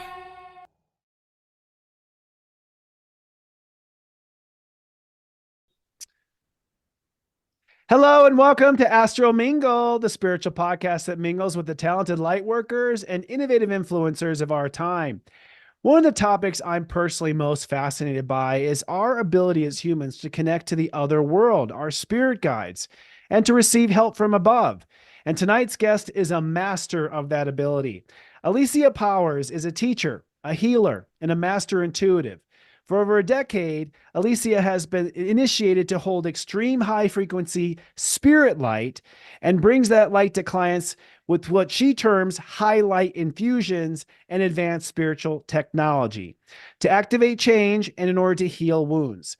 She's authored 20 transformational online courses. She's been a regular guest on Conscious Tele-Summits and hosts a free YouTube channel with over 1.5 million views. Please join me in sending waves of love and gratitude to welcome our guest, Step Zero Aries, Alicia Powers. Hi. Hello. Hi, everybody. I'm just incredibly excited to be here with you, Christopher. And, just huge kind of admiration for what you do. 2006, that blew my mind when you said that. Oh, thank you. I appreciate it. It's really nice to make your acquaintance. And I'll just tell you right now, you were recommended by many of our viewers. I put out the call and said, who do you want to see me interview? And forgive me, I had not seen your work until then. You're very modest, I must say, even though incredibly powerful. And I love the work you are doing. You seem to be plugged in like with a power cord straight to God. Were you always this way? I mean, what was it like growing up as a child? Were you psychic aware as a child? Did your family support that? If so? So interesting, really interesting kind of story. Just really quickly, both my parents were Polish, and I think a little bit like you. And Yeah. they came out, they were in the Second World War. My dad was an officer in the army, was in a prisoner of war camp for 5 years, and a German prisoner of war camp. And my mum was on the border of Russia, her family, and got deported, just like they're doing now, Wow. into Russia, into Siberia, when she was 14 with a whole lot of brothers and sisters, little brothers and sisters, with their dad. 2 years, tough in there, sub minus 50 degrees, terrible. And by a miracle, they all got out, and they all found their way to New Zealand because these little kids were just farmed out all over the world afterwards. They actually met and married in London, just really quickly trying to get this story. But there's a huge sort of reason I'm telling the story, and that is that they walked out of a situation where they watched God, spirit, angels, saints, in that Christian tradition, save them many times. As dad, my father was, as an officer or as a soldier, he was in an empty field, and a Messerschmitt was coming at him, spitting out bullets. And he thought, well, this is it. And he curled up, and nothing happened. And he just knew, he went, okay, I'm alive for a reason. Anyway, they emigrated to New Zealand and had a huge family. And I was one of that family. And, but I kind of grew up in this womb or the sphere or this energetic kind of envelope of, the spirit world saves you. The spirit world's real. It's because they had so many circumstances where things should not have happened. They should not have been alive. And anyway, lots of like strong faith, not because somebody just told them to, but because they watched it happen that many times. And so I kind of grew up with a mum and dad, especially my mother, who just chatted to her saints. And Wow. and kind of knew that miracles happened when she asked for them. So this, and I will look, they've passed away, the two of them, and I talked to them on the other side. But So I'm wondering, yeah. Yes. Oh my gosh. And I was just going to say that around about the age of 16, 17, I was in my last years of secondary school, and then went to university, and I just could feel myself peeling away. There was this strange moment in my kind of last week of secondary school. It was a Christian Catholic secondary school, and sort of the oldest girls were having a bit of a holiday somewhere in some kind of a holiday house. And we were having this ceremony, the mass ceremony. And the priest looked at me and laughed. And I think I was so pious. And he cracked up. And in the middle of this, something broke in me. And I realized, and we all sort of ran out onto the beach or something later, and I could feel God everywhere. And this kind of mental reset happened, like, oh my God, God's everywhere. Not in a church. There's no sort of framework for God. It's just everywhere. This who knows? He never knew what he did, that this priest. He kind of snapped me out of some kind of a framework, an old framework. But went to university and started to follow an Indian spiritual guru to learn how to meditate. Coming out of a big family, it was really noisy. And I wanted mental stillness. I was so hungry to dive inside into deep mental stillness. Now, this Indian spiritual guru was so powerful, so plugged into so much an avatar of just merged with God source and the real deal. There are many in India that are the real deal. There are a lot of them that aren't, and there's some that really, really are. It seems like it. Yeah, this guy had like 5,000 year lineage, and so learning the meditation techniques wasn't just meditation techniques. It was actually getting initiated into a stream of this lineage of consciousness. And so 16 years following this particular Indian spiritual master, and meditating an hour in the morning, hour at night. Excuse me. And when I was really early on in those 16 years, I was invited to join a group of people who wanted to dedicate their lives to God. And we sort of stepped into ashram mode. And for 6 years, celibate. This is like when I was 21 through to about 26, right? And just in service, meditation, just full focus, a bit like a nun, in a convent. And then we were invited to let go of that framework because it wasn't suiting the Western mentality. But I took with me this internal kind of compass of committing and dedicating my entire life to God. And so, but here I was following an Indian spiritual master, doing deep spiritual practice, meditation, such a bedrock of that mental stillness, right?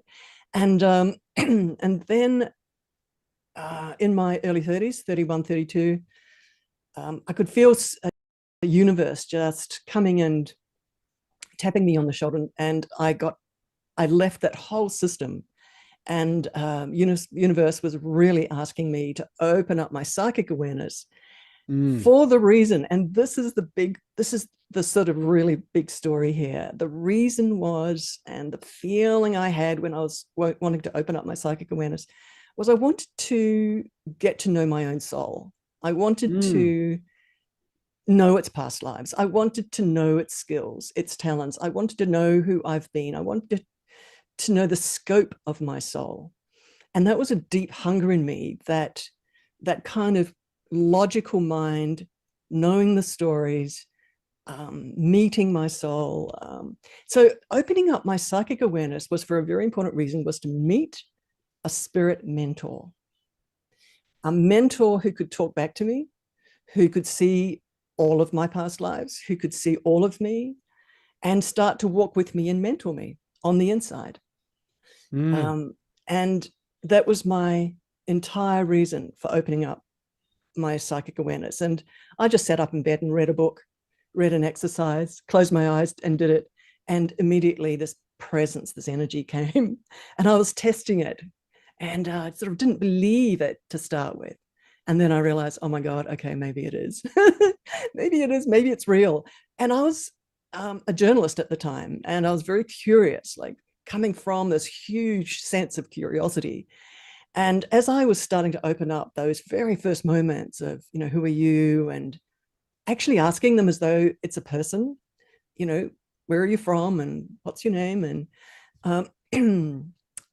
And, I realized this really, really key thing, which was that this was a master trainer, a master teacher, who was trying to teach me something and tell me like a universe course level of information with one word.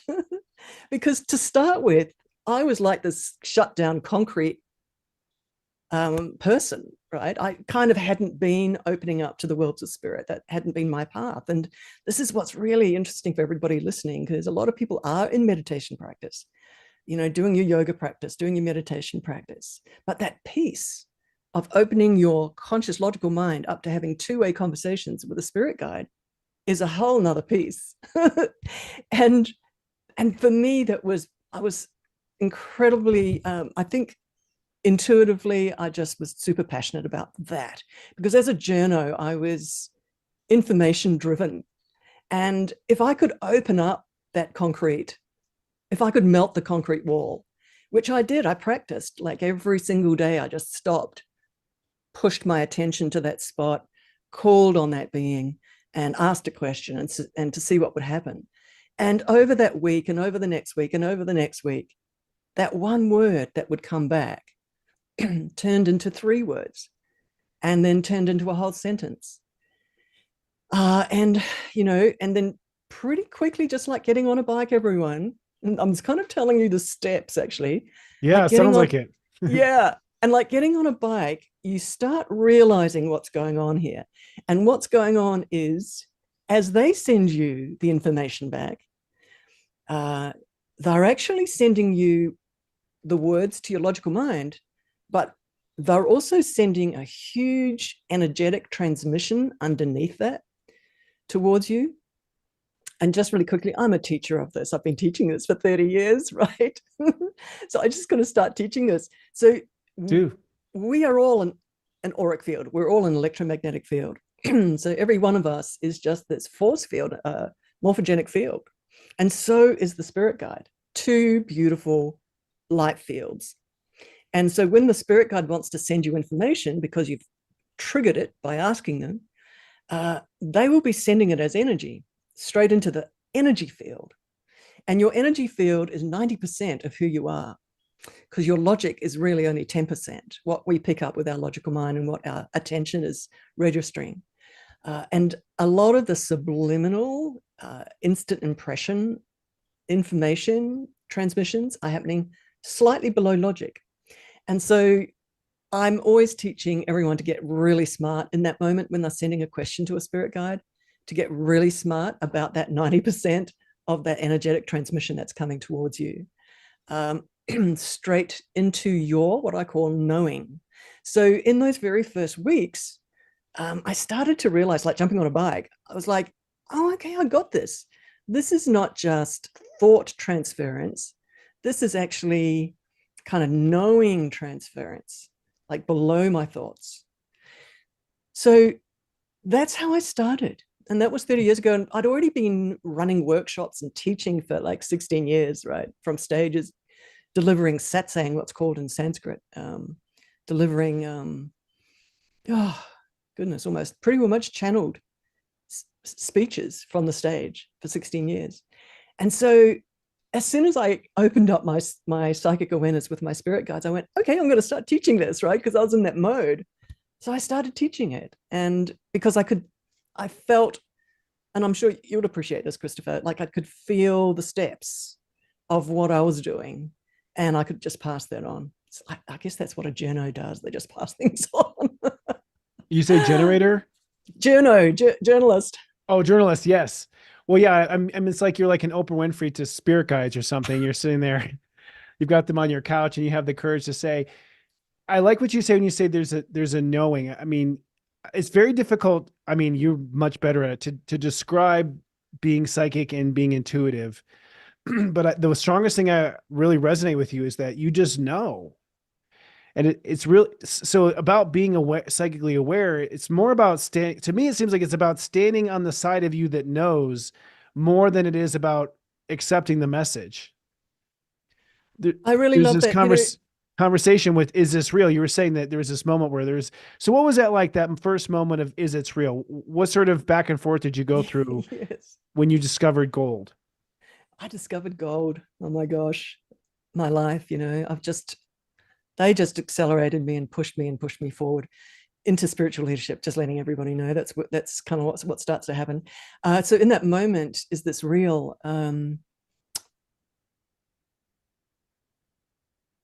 I guess I'm kind of like this jivey sort of person, right? And I'm kind of like, okay, I'm sitting here, I'm reading these exercises. I just want to quickly say this one quick thing.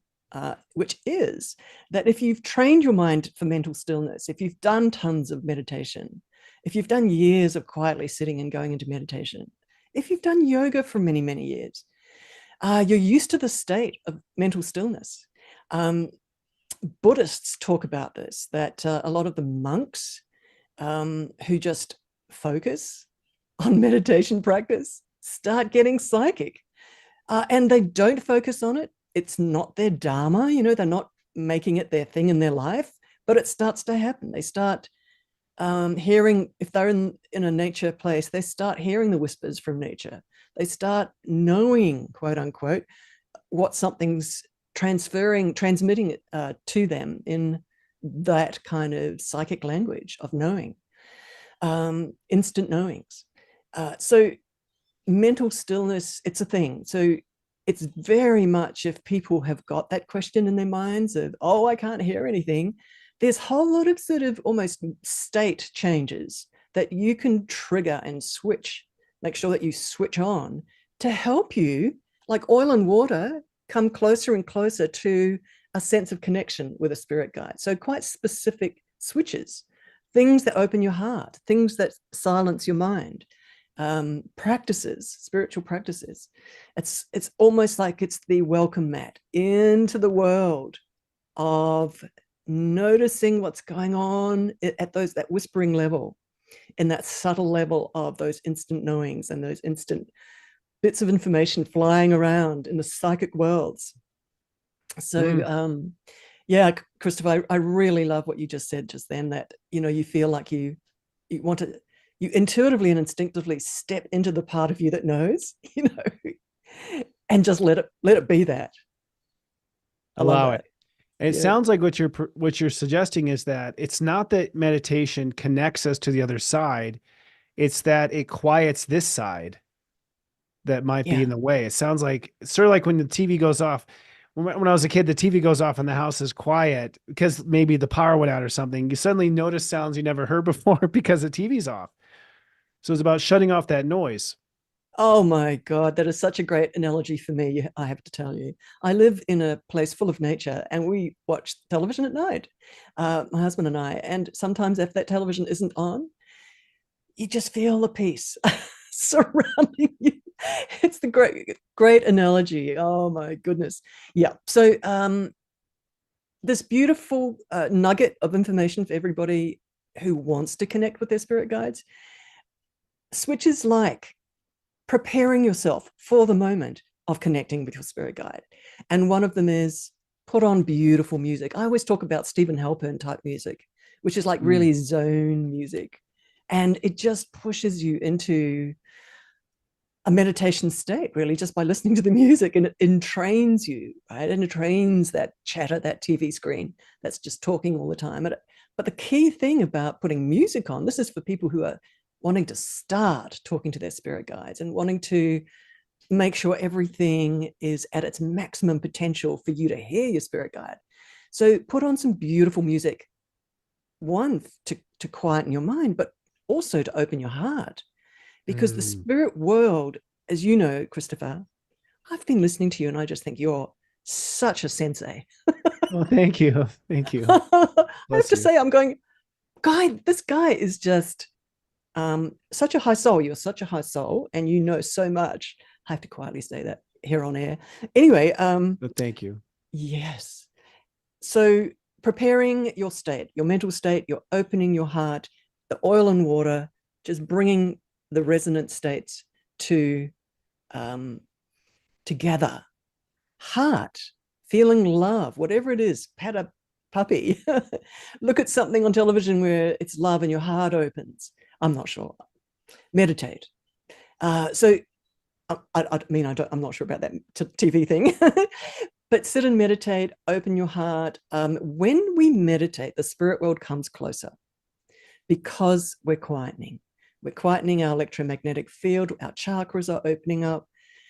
Our third eye chakra opens up. Our heart chakra opens up. And it's softer. We become softer and those spirit guides come closer. It's an excellent time. All of you watching this probably know this already. But that's a great time. We're talking about an interface. It's like a membrane. It's like a plasma. And we're talking about how to work with that membrane, how to work with that interface, how to bring our consciousness and open the dial, turn up the volume of your awareness. My spirit teams talk about this word noticing, so that your awareness is noticing their transmission to you. It's very subtle. Yeah. And you get used to it like jumping on a bike, just wanting to say. And you start, and that's why my story is important, because everybody listening and watching this, if I can do it, you can do it. And here I am 30 years later, right? And we're just good mates in my head. You also mentioned in your videos that intuition is a feeling exercise. And many of my clients have a hard time interpreting their feelings. What sort of structure do you use to interpret your feelings? So not so much interpret your feelings, but to feel your feelings, to notice them. And one of the first things is to take a deep breath. Take 2 or 3 deep breaths. Because when you take a deep breath, you soften, your mind calms down. Spirit can step into or come closer to you when you take a few deep breaths, because it's called, aspiration for a reason, Breathing brings you closer to the spirit world. It's just behind your breath, everybody. Just behind your breath is God force pushing your breath, is the chi energy pushing your breath. So it's so tied in with your breath. So when you take a few deep breaths, and allow yourself to just drop down from your mental state down into your heart. And you can visualize that by dropping down an elevator down into your chest, like a little person. Pretend you're a little person and you've dropped down into your heart. And it's a discipline. Okay, so it's like you're deliberately stopping all thought. It's a little bit tricky, isn't it? Yes. And then becoming present with yourself. And funnily enough, when you do that, you might feel a little bit of sadness floating up to the surface. Let it come up, because once that has come up, once some kind of emotion comes up, and it might come up through your throat and right up, once some emotion comes up, you're much more still afterwards. Your mind is more still. I just want to say, really interesting, if anybody's done therapy or worked with emotions, you know that once you've become present to your emotions and to your feelings and put your attention on them, and they come up to your attention and release out, because once your attention's on them, they actually kind of just flow out. There's a quiet afterwards. It's like doing yoga or aerobic exercise. You feel quiet afterwards because you've expelled energy. You've expelled.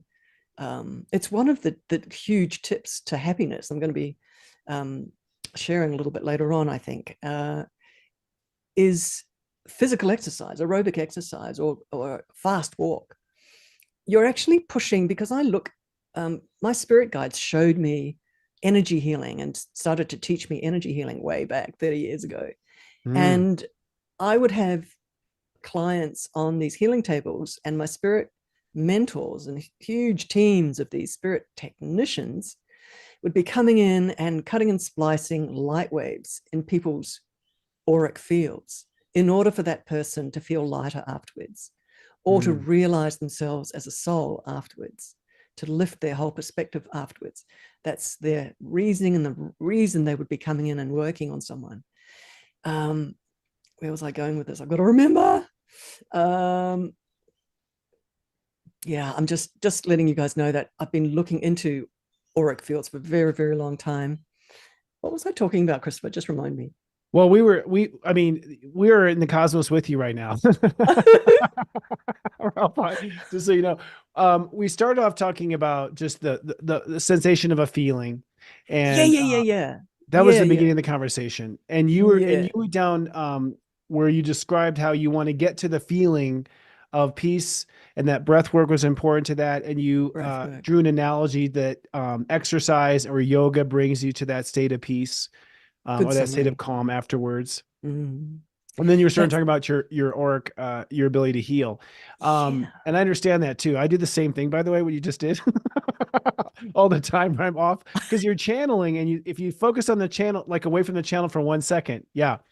Do your guides have literal names that you call them, or personalities, or there's a recognitional feeling of like, oh, there he is, or there she is, or Yeah, is both. that kind of rapport? Yeah, both.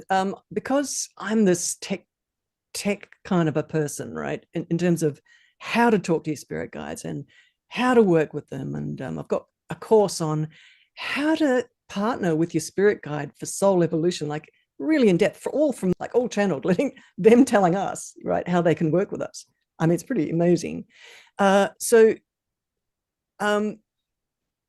both. So when I introduce somebody into how to talk to their spirit guides and how to hear their spirit guides, for me, it's a bit unusual from a lot of people I know who do this kind of work, who teach this kind of work, but it's really important for me to know the name of my spirit guide. And one of the reasons is that they are morphogenic fields out in the quantum soup. And actually, their name is a sound code. It's the phone number. Way out in that super matrix of that quantum soup, when you use that particular sound code of their name, sometimes it's John Fred, sometimes it's a bunch of it's a kind of a name that you're not used to.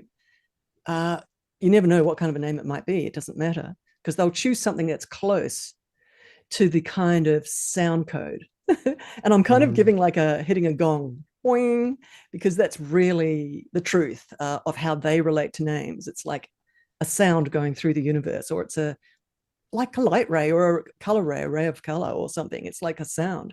So that's them. And so their name refers to that. And so when you use their name to call on them, you're getting the right guy, you're getting the right person, the right woman, whatever it is. Because it's a jungle out there, everybody. I've been trained like for 30 years. They were sticking my nose into the worlds of spirit and showing me around and up and down and all over the place.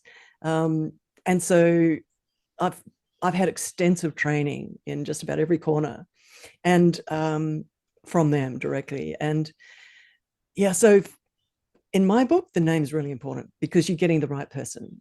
You're sort of reconnecting to someone that you might have had a beautiful initial process to connect to, got their name, and then afterwards you can use their names to make sure it's that right person. But on the other hand, too, I work with many different teams personally. Many. That was my next question. Yeah. Yeah, many spirit teams. Very, very high. Something I'm now known for, but I've worked with for 30 years. They introduced themselves to me 30 years ago. Creator level beings. These are beings who operate from beyond this universe, beyond this spirit universe.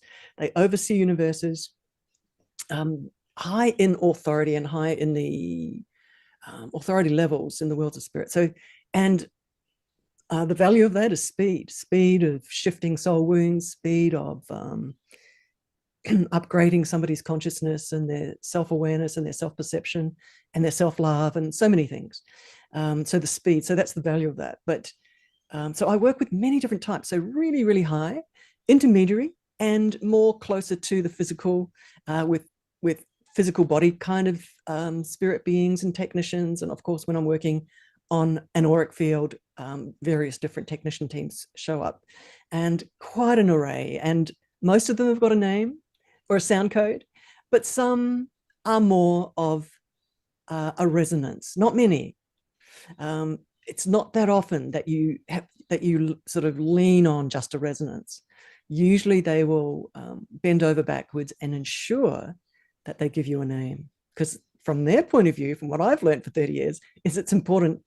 They know how important it is that you ask for the right spirit guide. I can talk for hours about this.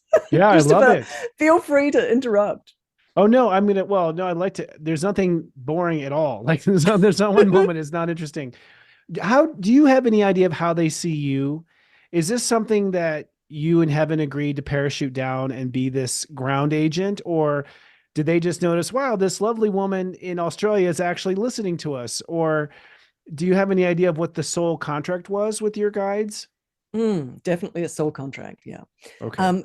Soul, this particular soul has been trained to hold creator level light from many other incarnations and other soul existences way beyond human incarnations. So yeah, definitely trained. Hit the ground running like at 16 wanting to meditate, you know. It sounds like it um when you describe your early 20s, which I believe are all reincarnation catch up. The fact that you were basically in an ashram by 30, by tells me, 20, by 21. oh my goodness, that tells me that this is many lifetimes in the making. And you said this soul was created for. Could you elaborate on that? The soul was created. I think you said this lifetime or this Trained. soul. Oh, trade. Was Okay, got trained. you. Yeah, it was trained. Yeah. Got you.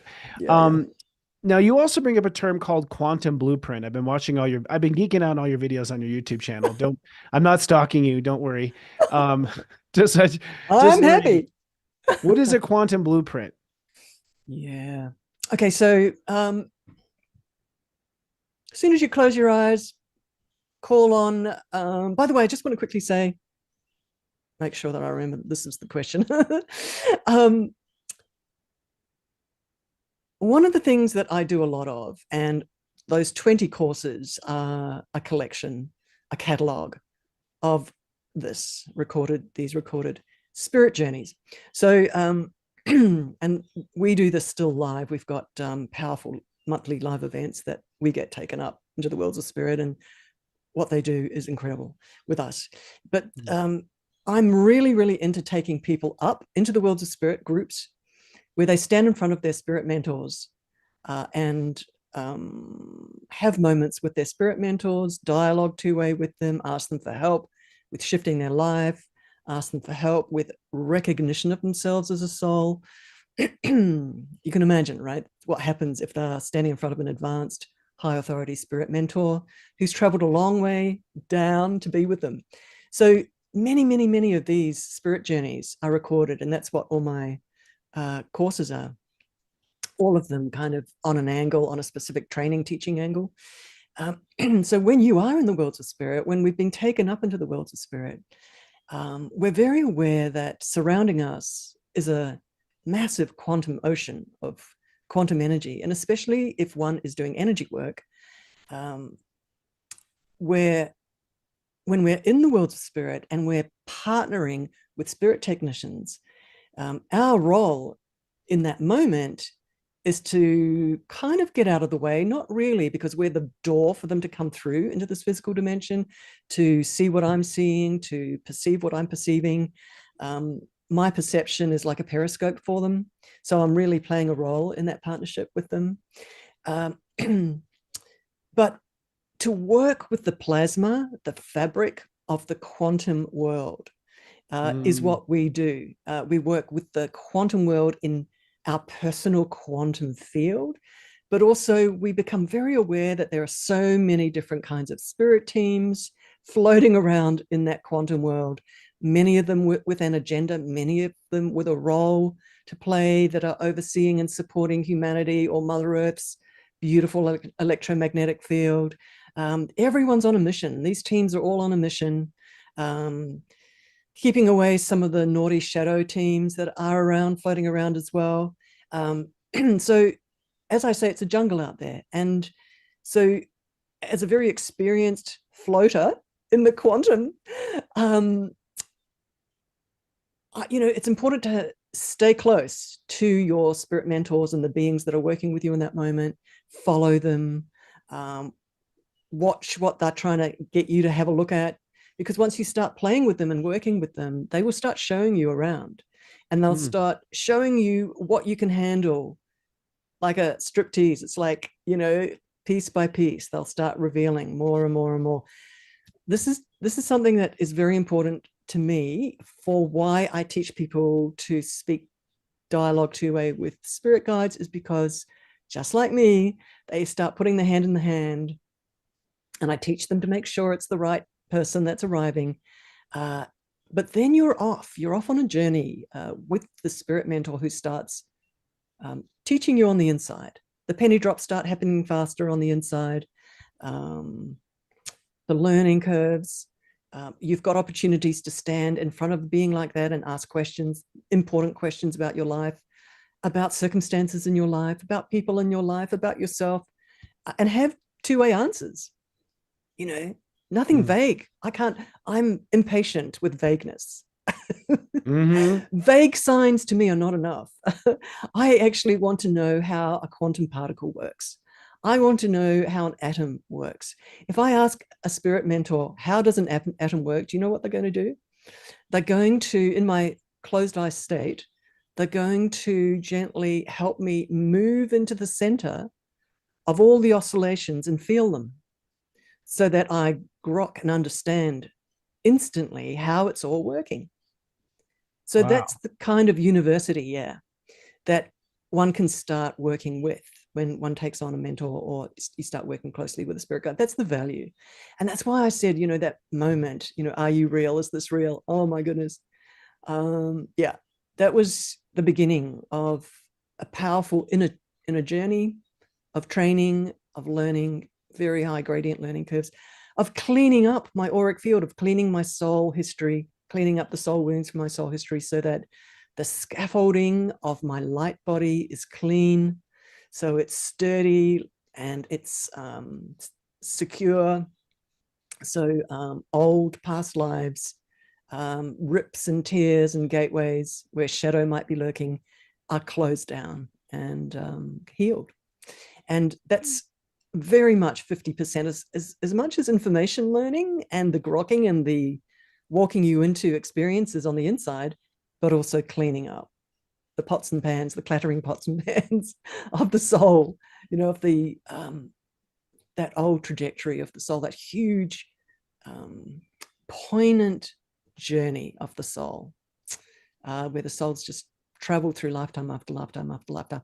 Christopher, as an astrologer, you must see that in charts, all the past lives.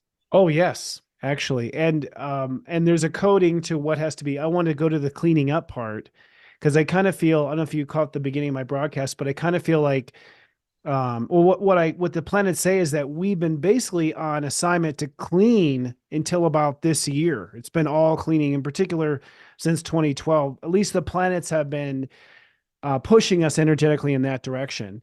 And how do you define cleaning when you say that? I mean, in literal sense, is it that emotion comes up when I think about my father? Is it I'm still feeling angry about my childhood? Are there feelings? Is that how you interpret the dirty dishes? Yeah. Let me just see how to answer that. It's such a beautiful question. Thank you so much. Every soul is so unique. Every soul has just walked through so many experiences. Just really quickly, it's very important to know that some of us have decided before all human lifetimes, this is getting advanced,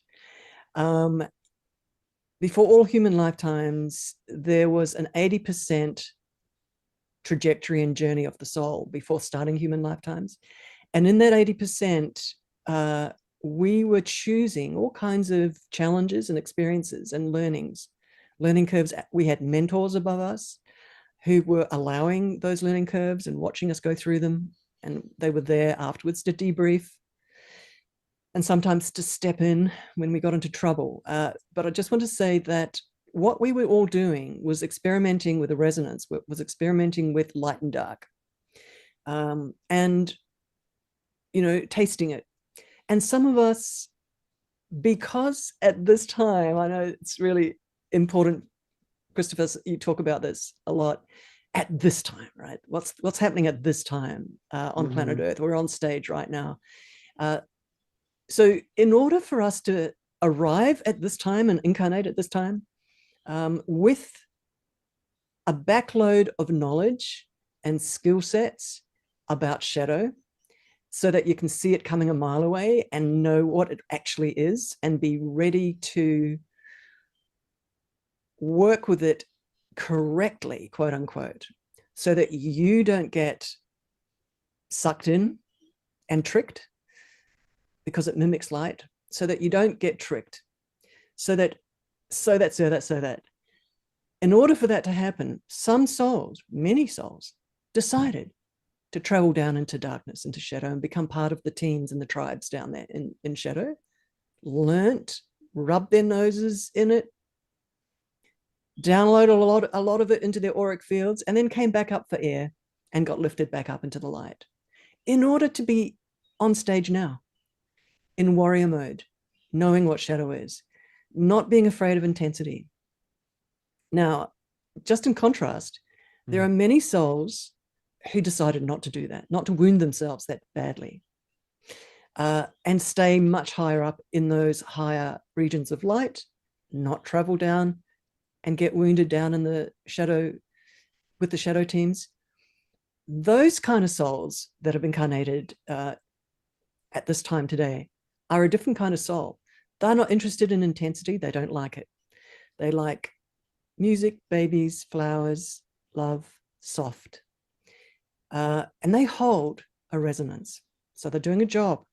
They are very deliberately their souls. Our souls do a job that quite often we don't know it's doing.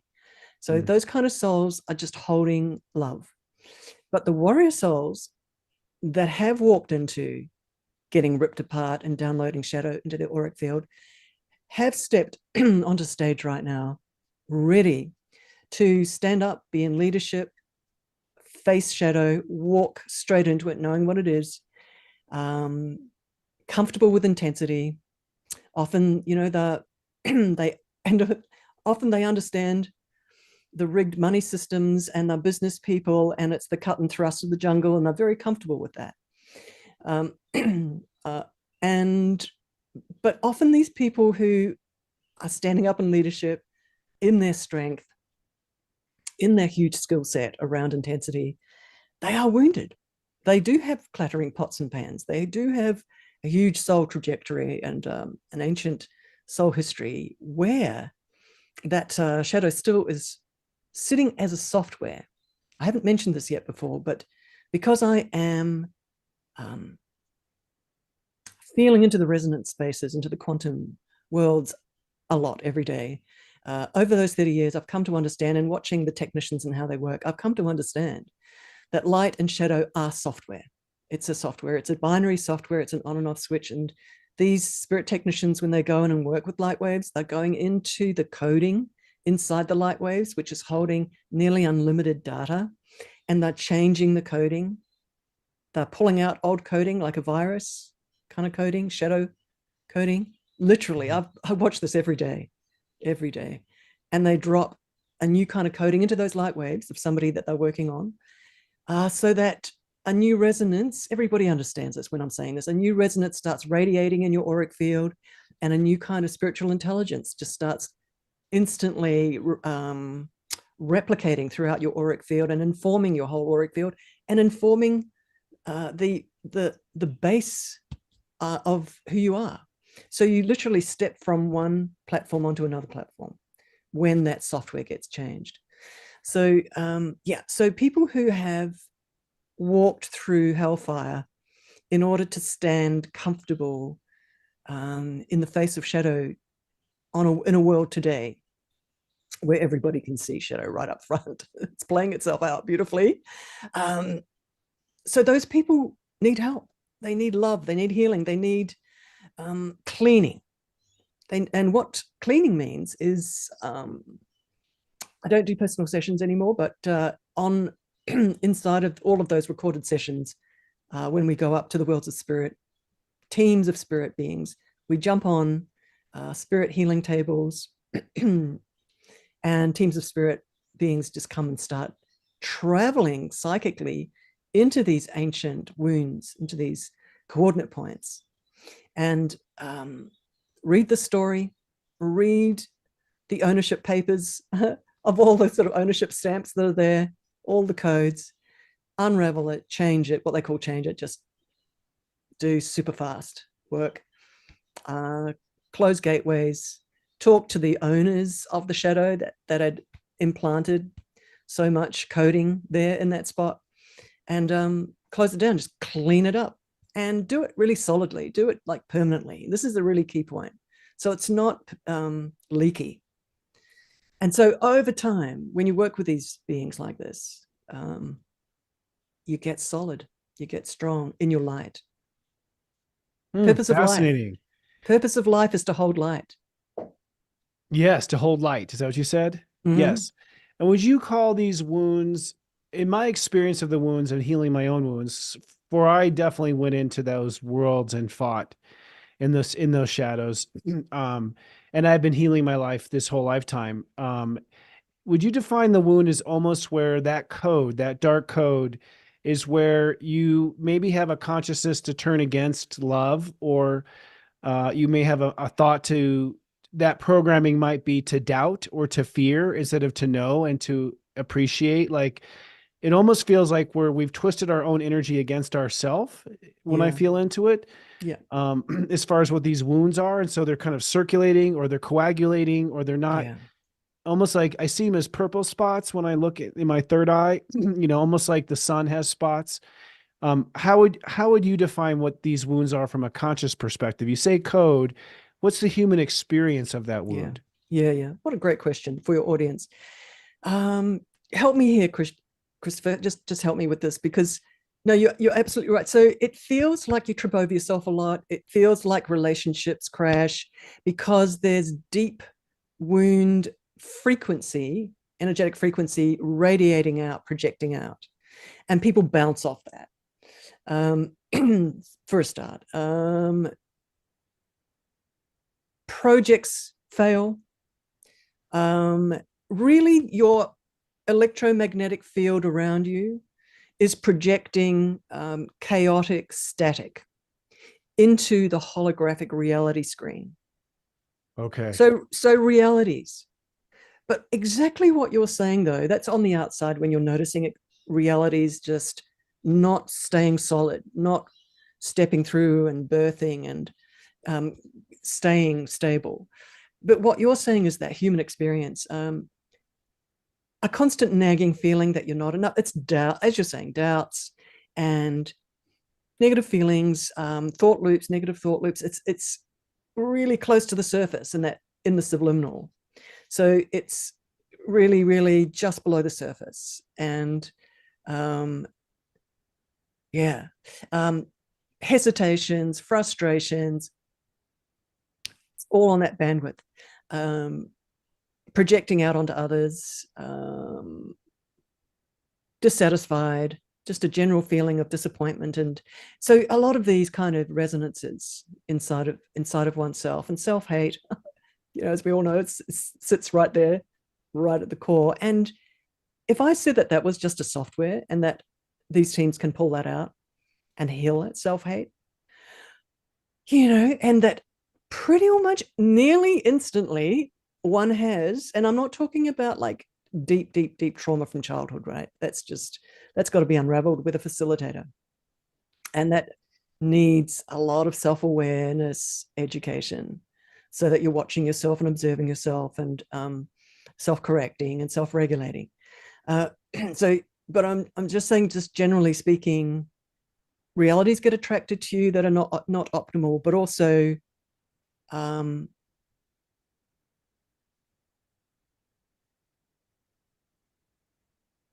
it's very, very, very intense on the inside. Your thought loops can be very intense. Your Christopher, you tell me. Just a few more words here. Mm-hmm. No, I think you're right on it. You're affirming everything. You're affirming what I was sensing. I mean, I have an experience, and you're speaking to it. Let's put it that way. Tell me about your experience. Well, for me, actually, I just went through what I call a Chiron return, which happens at 49. And in astrology, your Chiron represents that your box of wounds. Probably the biggest wound you came to tackle and heal in this lifetime is Chiron's placement in your chart. And of course, the planets really are just frequencies, frequency within frequency within frequency within frequency within frequency. So a planet in a sign at a degree number, So it's this stack of frequencies. It's literally like, it's code. I see it as code. literally numbers 0 through 11 is the way my system works, but I think there are many systems that can see it from a different parenthetical observation. But the best way to explore it is to expand is like, just when things are going good, I put my foot in my mouth, like, there's like a self-sabotaging moment where something is bugging you under the ways experience these wounds is something is irritating you or bugging you or throwing you off center or whatever. But in my experience with reading, it usually comes down to a major mistake in a past life that was repeated again in a different way, that was repeated again in a different way. Like so it represents almost like a worm of conscious wounds through lifetimes, through timelines, where each time my soul left upset and wishing it was different. So the soul's holding on to an outcome. So our own fist is sort of keeping those wounds together in each of these lifetimes. And they all sort of, to me, keep you from really just being magnificent and shining bright. Yeah. So it feels like parts of ourself are being held back from these regrets, pains, memories, concerns. And what it sounds like you're saying is that your team of light can go in there without even a lesson learned. Like, That's it. no price to pay. No, I'm going to show you from spirit. It sounds like this can be untwisted and detangled and healed miraculously, which I don't know. I've heard stories of Atlantis having chambers that do this. I've heard when we reincarnate, we go to a chamber right away and we get sort of showered and cleaned. Is this all the same? That's Are we exactly all right. talking about the same thing here? Yeah, we're talking about the same thing, and that's exactly right. What happens after we pass over? That's right. Go into chambers. That's exactly right. And they just go in and start clearing all those compassionately, like to lift the soul higher. Compassionately, they go right into those wounds. Yes. So these technicians are very advanced. They're very high authority that I work with now. I got passed up to them over time in that first decade. And they've got the authority, because they sit quite high up in authority. They've got the authority to do a couple of things. I'm going to start mentioning something very advanced here, which is that those soul wounds that keep repeating themselves karmically are being monitored and mentored from the shadow teams, from specific shadow mentors that interacted with you, say in Atlantis, or say in some other big, huge crash and burn moment. Something that led you to that initial rip, that initial collapse, and you walked out of that experience, out of that lifetime, shattered and, quite sort of ripped up. So what I want to say here, which for some reason my spirit guides want me to say this right now for everybody, because it's grown up stuff, we can all handle this. There's actually specific mentors who take you on to provide the crash and burn experience. And whether they do that on a higher holistic level, so that you build resilience, or because there is that level, or whether they are just mean and just want to keep tripping you up and poking the wound all the time. And I know this sounds a little... Are there both? Not to interrupt. Are there both intentions? Yes. Okay. Yeah, that's so right. There's some just galactic bullies that get off on it, and there are some that are wise, I guess, reformed bullies. But the key thing I want to quickly say is that when you do start, I guess this is an ad, guys, to start working with these, I just pile in as many people as possible in front of these beings, and encourage you to pick up one of my courses and jump into some of these spirit journeys, to stand in front of these guys and start the process. Anyway, yes, because one of the things that they do, and they have easy capability of doing this, these particular teams that I work with, the reason people work with me is because they connect up to the partnerships that I've got. That's one of the reasons people start working with me. They want to connect to these high guys and start working with them. Having said that, now these guys, you're the woman to know.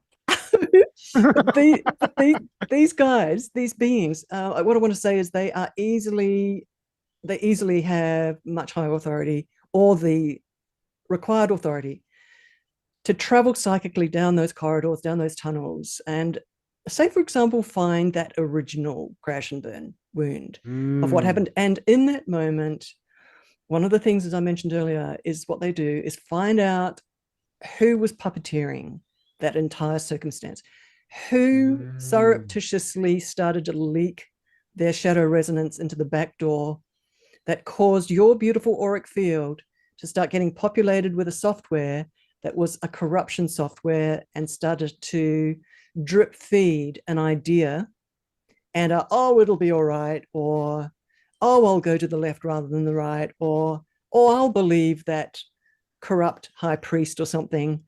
I'll believe them. They must be right because they're a high priest, when in actual fact, they're just full of, BS.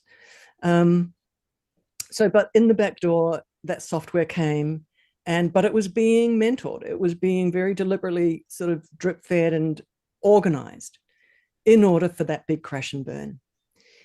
So everybody hearing this, there's puppeteering going on in the spirit world on a huge degree. And this is why I stay close with my spirit guides, because at any moment in time, I can call on one of them to stand next to me, to look at something, to look at me, to look at someone else, to look at a circumstance, and let me know what's really going on. And if I need it, if I need something at any moment, and I'm still have my normal life every day, they can travel into my auric field and with their authority see the truth of who's puppeteering something that's just jumped into me, and start, what I was going to say was, they go to those shadow mentors and transmute them back into light. That's the authority. actual originating perpetrator of the puppeteering. Okay, yes. so they reach through the victim, if you want to call it that, and they end up, aha, I caught you. Yes, exactly. Back to the light. So they end up being sort of very high authority. That's fascinating. So this opens up the whole world of, so puppeteering is a real nice way, and software is a real nice way too. I like the way you're looking at this, because you're moving away from the narrative of good and evil and angels and demons and some of the Christian, Judeo, stories that we have around this, and you're putting it in more modern terms, which is like, your software's been corrupted. Correct. You've got a virus, basically, where something foreign has come in, which absolutely does influence your logic, your reason, your motivation, all sorts of things. What do you have a big picture of how God created the universe, in the sense of, is shadow where God's free will just went rogue because they could? Or is God's shadow, from your perspective, designed to push us towards the light? Yeah, both, actually. Originally, this universe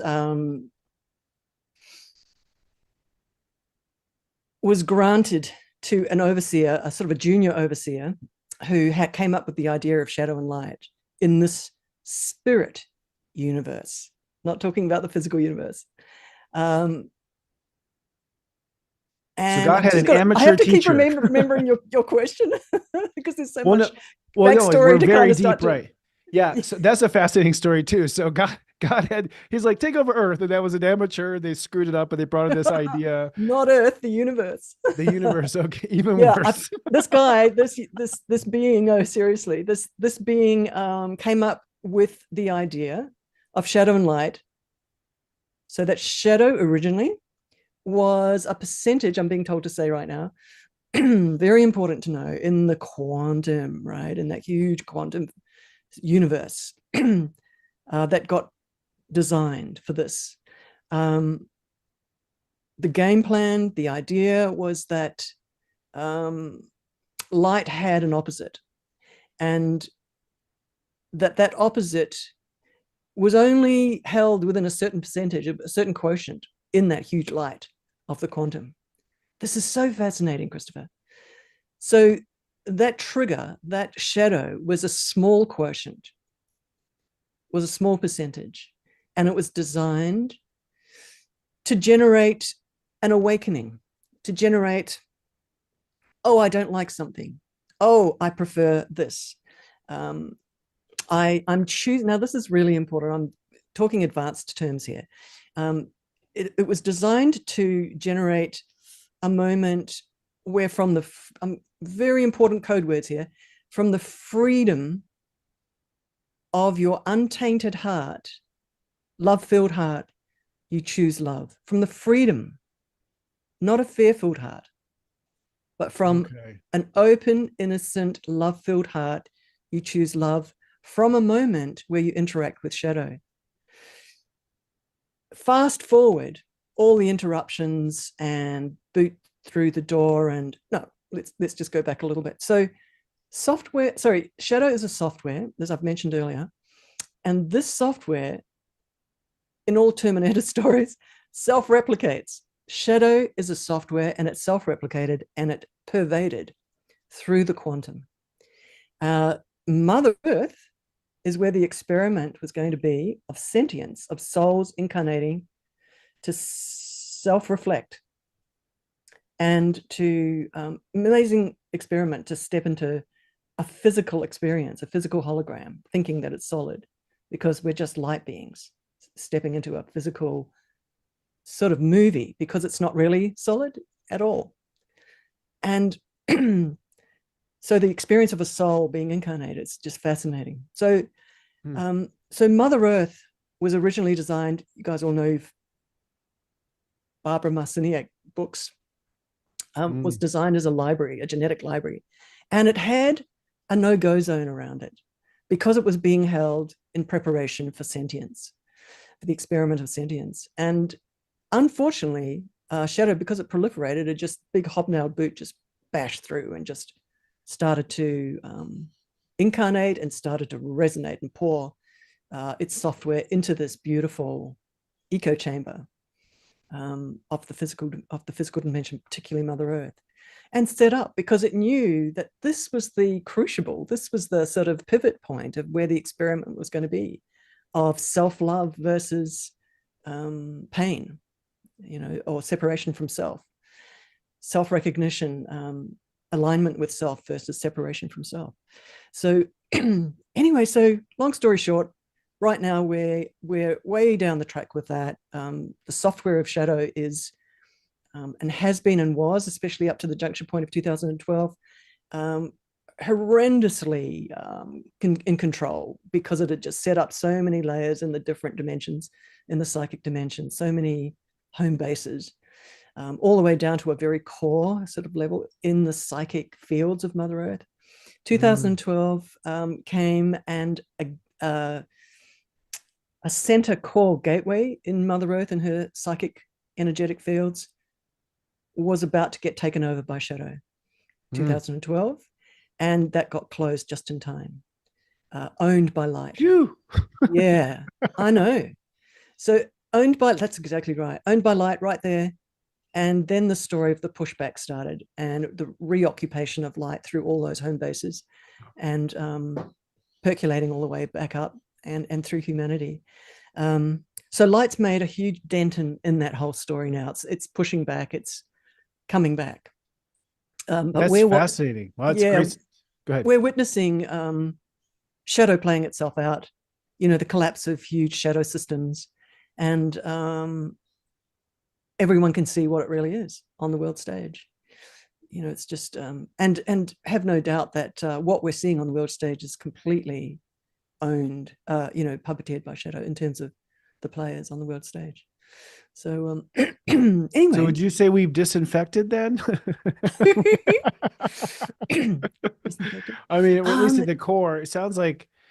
I'm wondering, did light intervene at that point, or did humans make a choice? When you talk about 2012, which reminds me of the Mayan calendar. So the Mayan said we're over in 2012. It's all over. So somewhere they must have seen that was the shadow final takeover, which then, surprise, was there a higher being infiltration, or was it maybe you didn't see this, or was it human beings, light bulb turning off?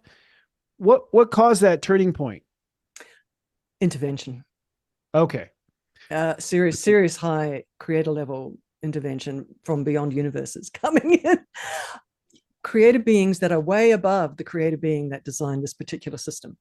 Wow. Coming in and going, this is seriously out of control. And a couple of things, Christopher, I just want to quickly mention. They came in seriously out of control, and with their authority light, excuse me, the level of authority of their light coming in and just bang, bang, bang, bang, bang, bang, bang, just starting to just switch a lot of, shadow light back into light. And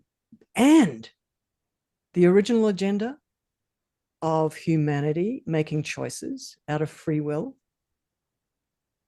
I have to let you guys know, still stands.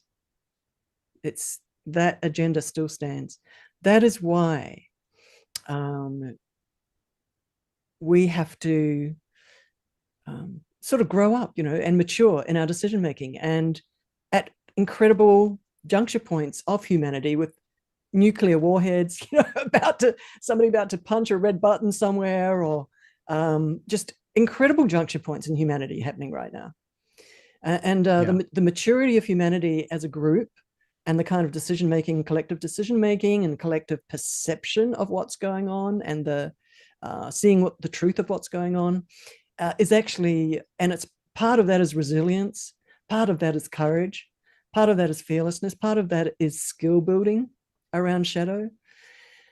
And that's actually when, sounds like a lot of ads, but when people jump into my sort of echo chamber and go up into the worlds of spirit, these courses and these spirit journeys start teaching you how to partner with these advanced spirit beings on your own shadow, about your own shadow, and what shadow is a little bit. You start actually seeing it from the spirit's point of view, from the spirit world's point of view. They show you, they teach you, they talk to you about it. So so skill building around that, and building up power, building up empowerment. I'm laughing because my last name Power, and so, building up real power, like multidimensional power. It's not like we actually build it ourselves, but we're actually, and this is a question in many people's minds too, we're actually walking with our spirit mentors. It's a team effort, guys. You're not giving your power away to these spirit mentors. They're giving your power back to you, right? They're kind of pushing you through learning curves so that you notice where your power is and you make the right choices, and they help and they debrief with you. So it's like they're handing it back to you on a platter. This is their training for us. And they're there. They're standing next to you, ready to, like a parent with a child, ready to just lift you over a puddle, right? Or something. They're very strong. They're very high authority, and they've got the capability of doing that. So it's a key thing anyway, partnering with these beings.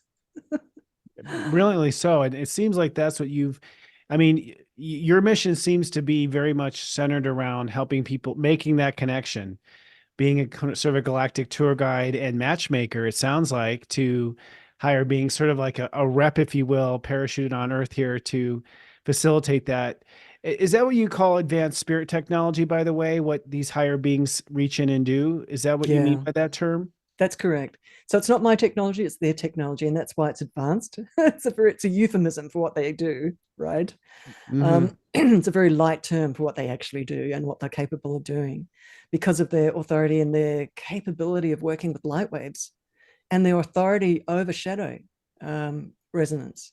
So, and they're telling me to say, guys, it takes a serious senior level spirit technician to do what they do when it comes to facing large flows of shadow frequency up in the psychic worlds, and to deal with some of those shadow spirit mentors in individuals' soul wounds in their spirit soul history. It takes senior levels of spirit to do that, because, and they've got, and that's sort of the technology they use is authority. And I'm laughing and giggling about that because it's kind of like, has anyone ever thought of authority being a technology? But in resonance, like in the world of resonance That's It seems everything. like it is. Like when your father said, because I said so, there was like an authority there. There's an energetic, there's something about the I am consciousness of God where you can only use the powers if you know you have the authority, if you can own the authority of it. It seems like part of the magic that when you can command the authority, then you have the authority, and until you command the authority, you won't have the authority. Oh, I love that. The building of authority is a thing in the worlds of spirit. The more exposure you have with these guys, they are walking you into your higher authority. And it comes with a lot of humility, and it comes with a lot of knowing that you can get your toes burnt at any moment. Mhm. You know, it's like any martial artist. You know, they're not walking into a scary moment with bravado because they know what can happen at any moment. They've got their skill set, serious skill set, but it's hard work, like in that moment of interaction. Uh, yeah. Yeah. So advanced spirit technology is all about them, what they do, and all of the different levels and levels and levels and levels of authority that are there that are available. Um, so there's many different. The worlds of spirit is a highly complex place, and with many different echelons and communities, and not just ETs, and you know, not just the galactic, and I'm talking way even beyond this universe teams. So it's yeah. Ah, We're, I'm a researcher. I see myself as a researcher, and you know that journalist vibe of walking forward. You will laugh, and you know, because you said right at the beginning when you were talking about Aries, you know that the icebreakers, right?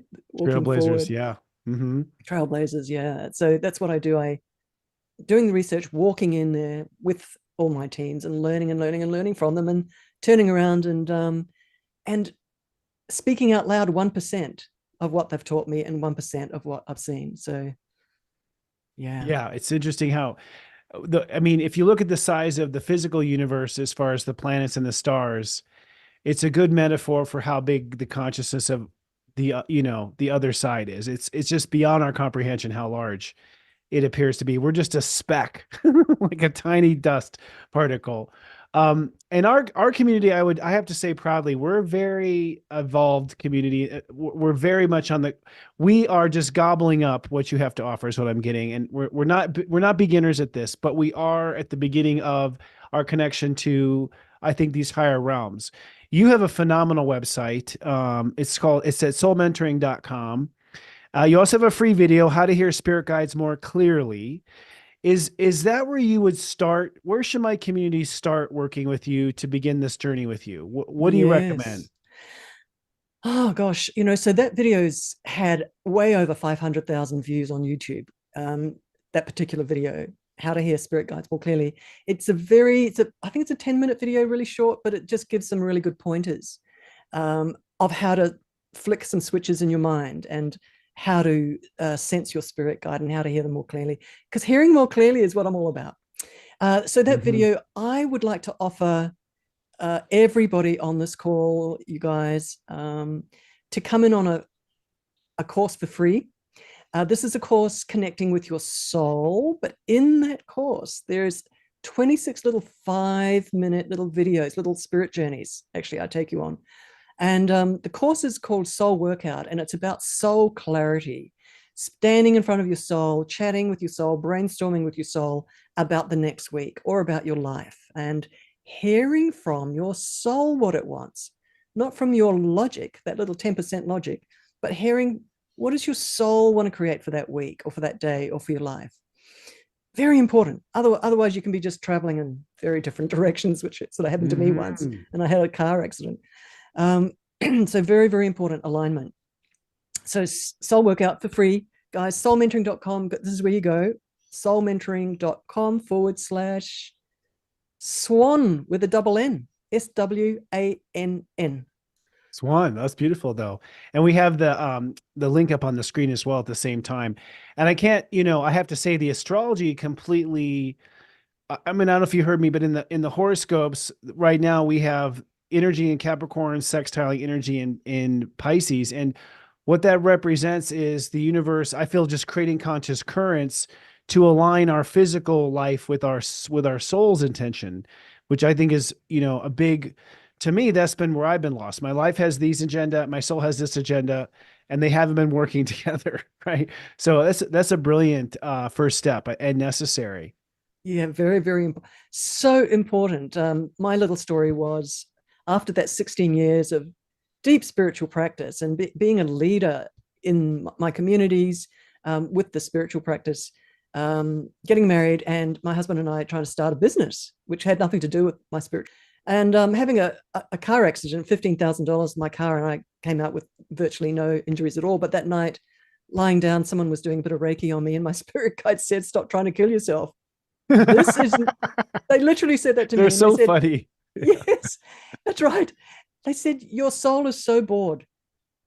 You can't do this. You can't take your life and plug it into a business. You've just done all of this 16 years of spiritual training. You need to take your life seriously and start working full-time as a spiritual healer, which is what I did the next day. Walked away from a wage job and just jumped. And but that's just the story of alignment with your soul. That's wonderful. It's a great story. It sounds like a logical first step. And from there, you have courses on your site that can start to introduce us to these higher realms, these higher beings, I'm Yes. assuming. Yep. And is there a logical Progression. linear path with the courses, or is it sort of Yes. you gravitate to? Okay. There is, and everybody listening, when you go onto my website, you're going to get Soul Workout for free. And then you can jump up into, there's a link that says store or courses.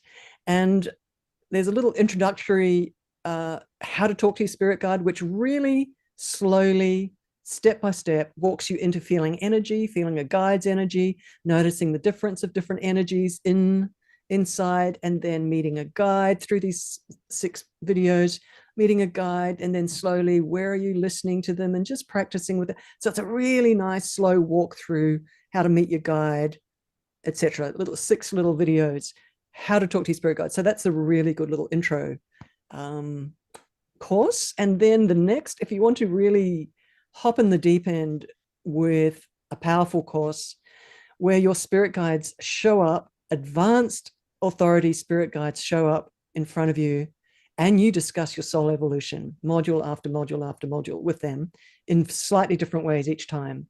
And that's called Spirit Tutor Connection. And you can find that on my website as well. That's the next step up.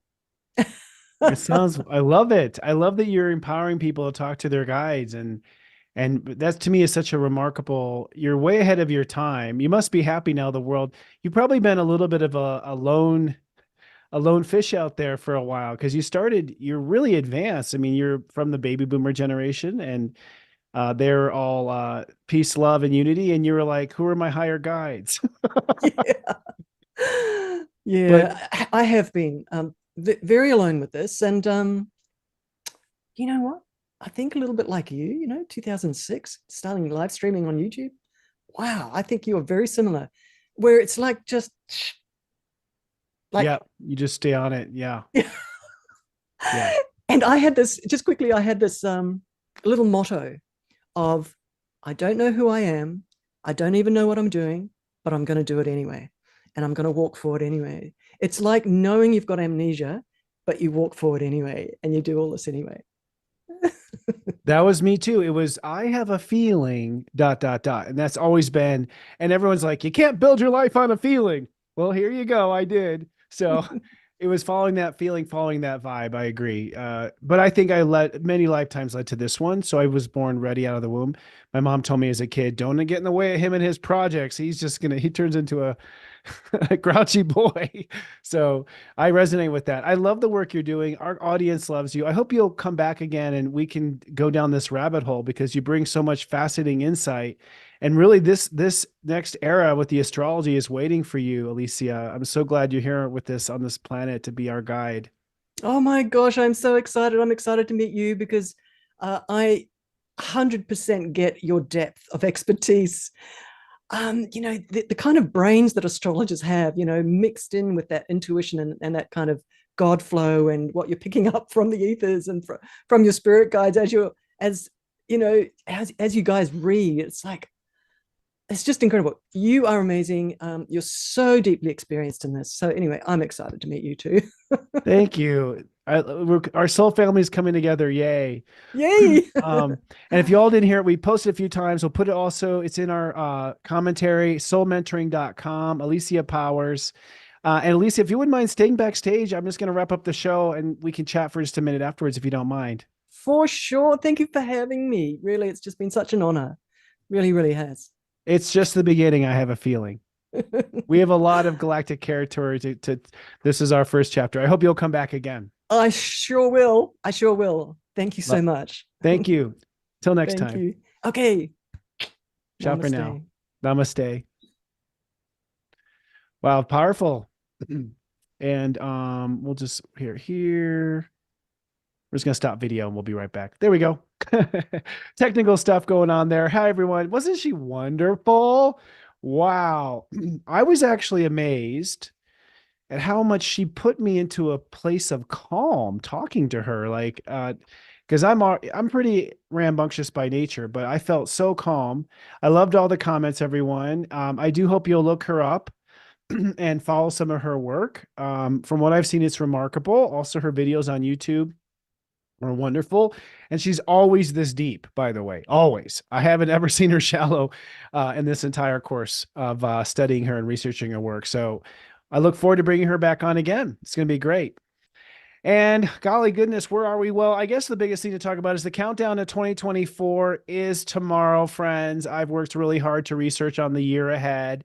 SenseiChristopher.com is the URL, SenseiChristopher.com. I don't know if our barcode has that. It might be taking to New Year's Guru, by the way. Go to SenseiChristopher.com. We're going to go through the entire year ahead. I'm going to really focus on this, not with nano detail of the astrology. We're going to talk about the astrology. We're talking about all the stuff going on with the astrology. But I'm going to give you more of the idea and the concepts and give you some deadlines as far as when you want to have so much, launching the new era, launching where you're headed, whether you are launching your retirement, you are launching your career, you are launching your golden egg. I also have some new products up there on SenseiChristopher.com. I'll just put that out there. I do have now what I call a Diamond Egg Club. This is a high price club for only 20 people, where I will give you an hour consultation a month, plus also a webinar where we bring all the Diamond Club people together. And it's an intensive, really, if you're looking to launch. A lot of people have asked, do I mentor? Diamond Egg Club. Will I help you with your business? Diamond Egg Club. This is an experiment. I want to see if I can take people, help them to the next level. So that's also at SenseiChristopher.com. But aside from that, sign up for the Countdown 2024. You will not regret it because it will help you. And that's available as a video for the whole year. We'll also hand out an AI transcript of it afterwards, and I'll give you a copy of my graphic deck and all of my graphics for it. So the other is, perhaps you're not there yet, but you want some daily life coachings. That is SeriousJoy.com. Our Astro service is designed to help you every day. And by the way, I have testimony after testimonial. It makes your life better simply because I'm with you every day. Imagine if I was walking with you every day, not just me, but my entire team. One on my team is Jo Zammit. She is an artisan. We just created these mini pot planters for our new moon intention yesterday. All of our subscribers post pictures of their mini pots. We'll have a new ceremony coming up around the corner. Also, last week we had Keeping It Real with Kristen Ryder. Fascinating story where she brought on 3 people who'd gone through some sort of ethereal experiences from the 40 Days of Truth and Purpose. That was great. That's now available to watch, actually off of our main lobby. This week, we will have Self-Study Hall with Robbie Hunt. That will be live at 1 p.m. Eastern, 10 a.m. Pacific. She's going to be talking about Saturn and Saturn return. So if you want to lecture on, if you're on your first Saturn return at 30, or your second Saturn return at 60, or the, oh my God, I'm still alive on my third Saturn return 90, she's going to be talking to our subscribers on screen, 1 p.m. Eastern, 10 a.m. Pacific. That's like a show streamed directly to Serious Joy. So come on down to SeriousJoy.com. It's never been a better time to be a part of our service. You can cancel at any time.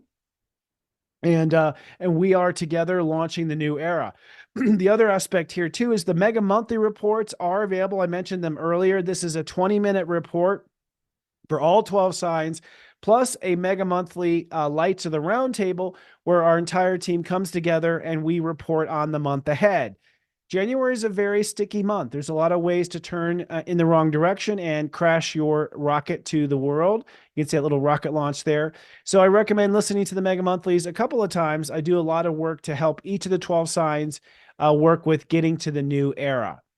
Now, sharing is caring. The best thing you can do is share us with your friends and family. Please, we put out separate horoscopes. Remember, I had that fantastic episode with Chris Reck. Those are available as separate horoscopes as far as New Year's predictions for all 12 signs. Those are available on our channel. We also have the weekly horoscopes that get cut out of this show and they go live on Tuesday. Share theirs with the friends. The best way is just to share. If you have a friend who's a Pisces, send them a link to the Pisces horoscope. That's all I ask. Because I honestly think when you have that referral from a friend or family member, it's truly priceless. When it comes in the form of an ad or a bot or some other kind of junk email, people are skeptical. But if it comes from a friend or a family member, it grows. Some people do like to donate directly to me. I humbly accept donations because I accept however you want to give back. That's paypal.me/Sensei Christopher for those who want to share on a monetary level. Also, we have our Facebook club.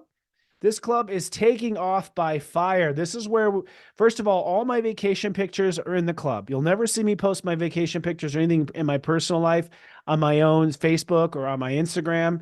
It's only in the club. That's where I share my personal life. But we also invite you to share your things going on, your lightwork businesses. It's at seriousjoy.club.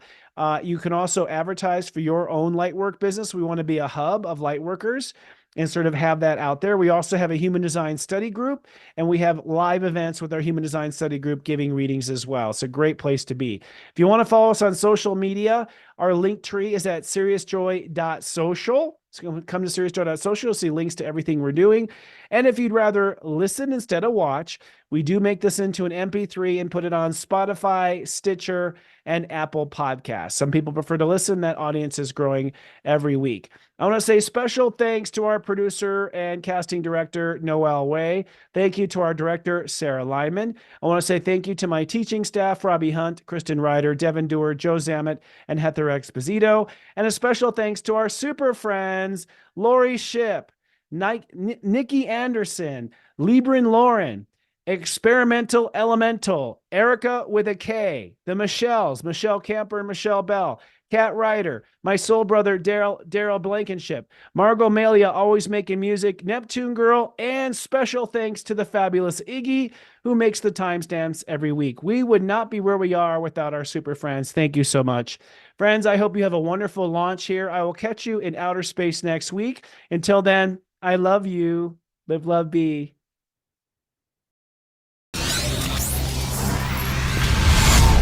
It's serious joy, joy, joy.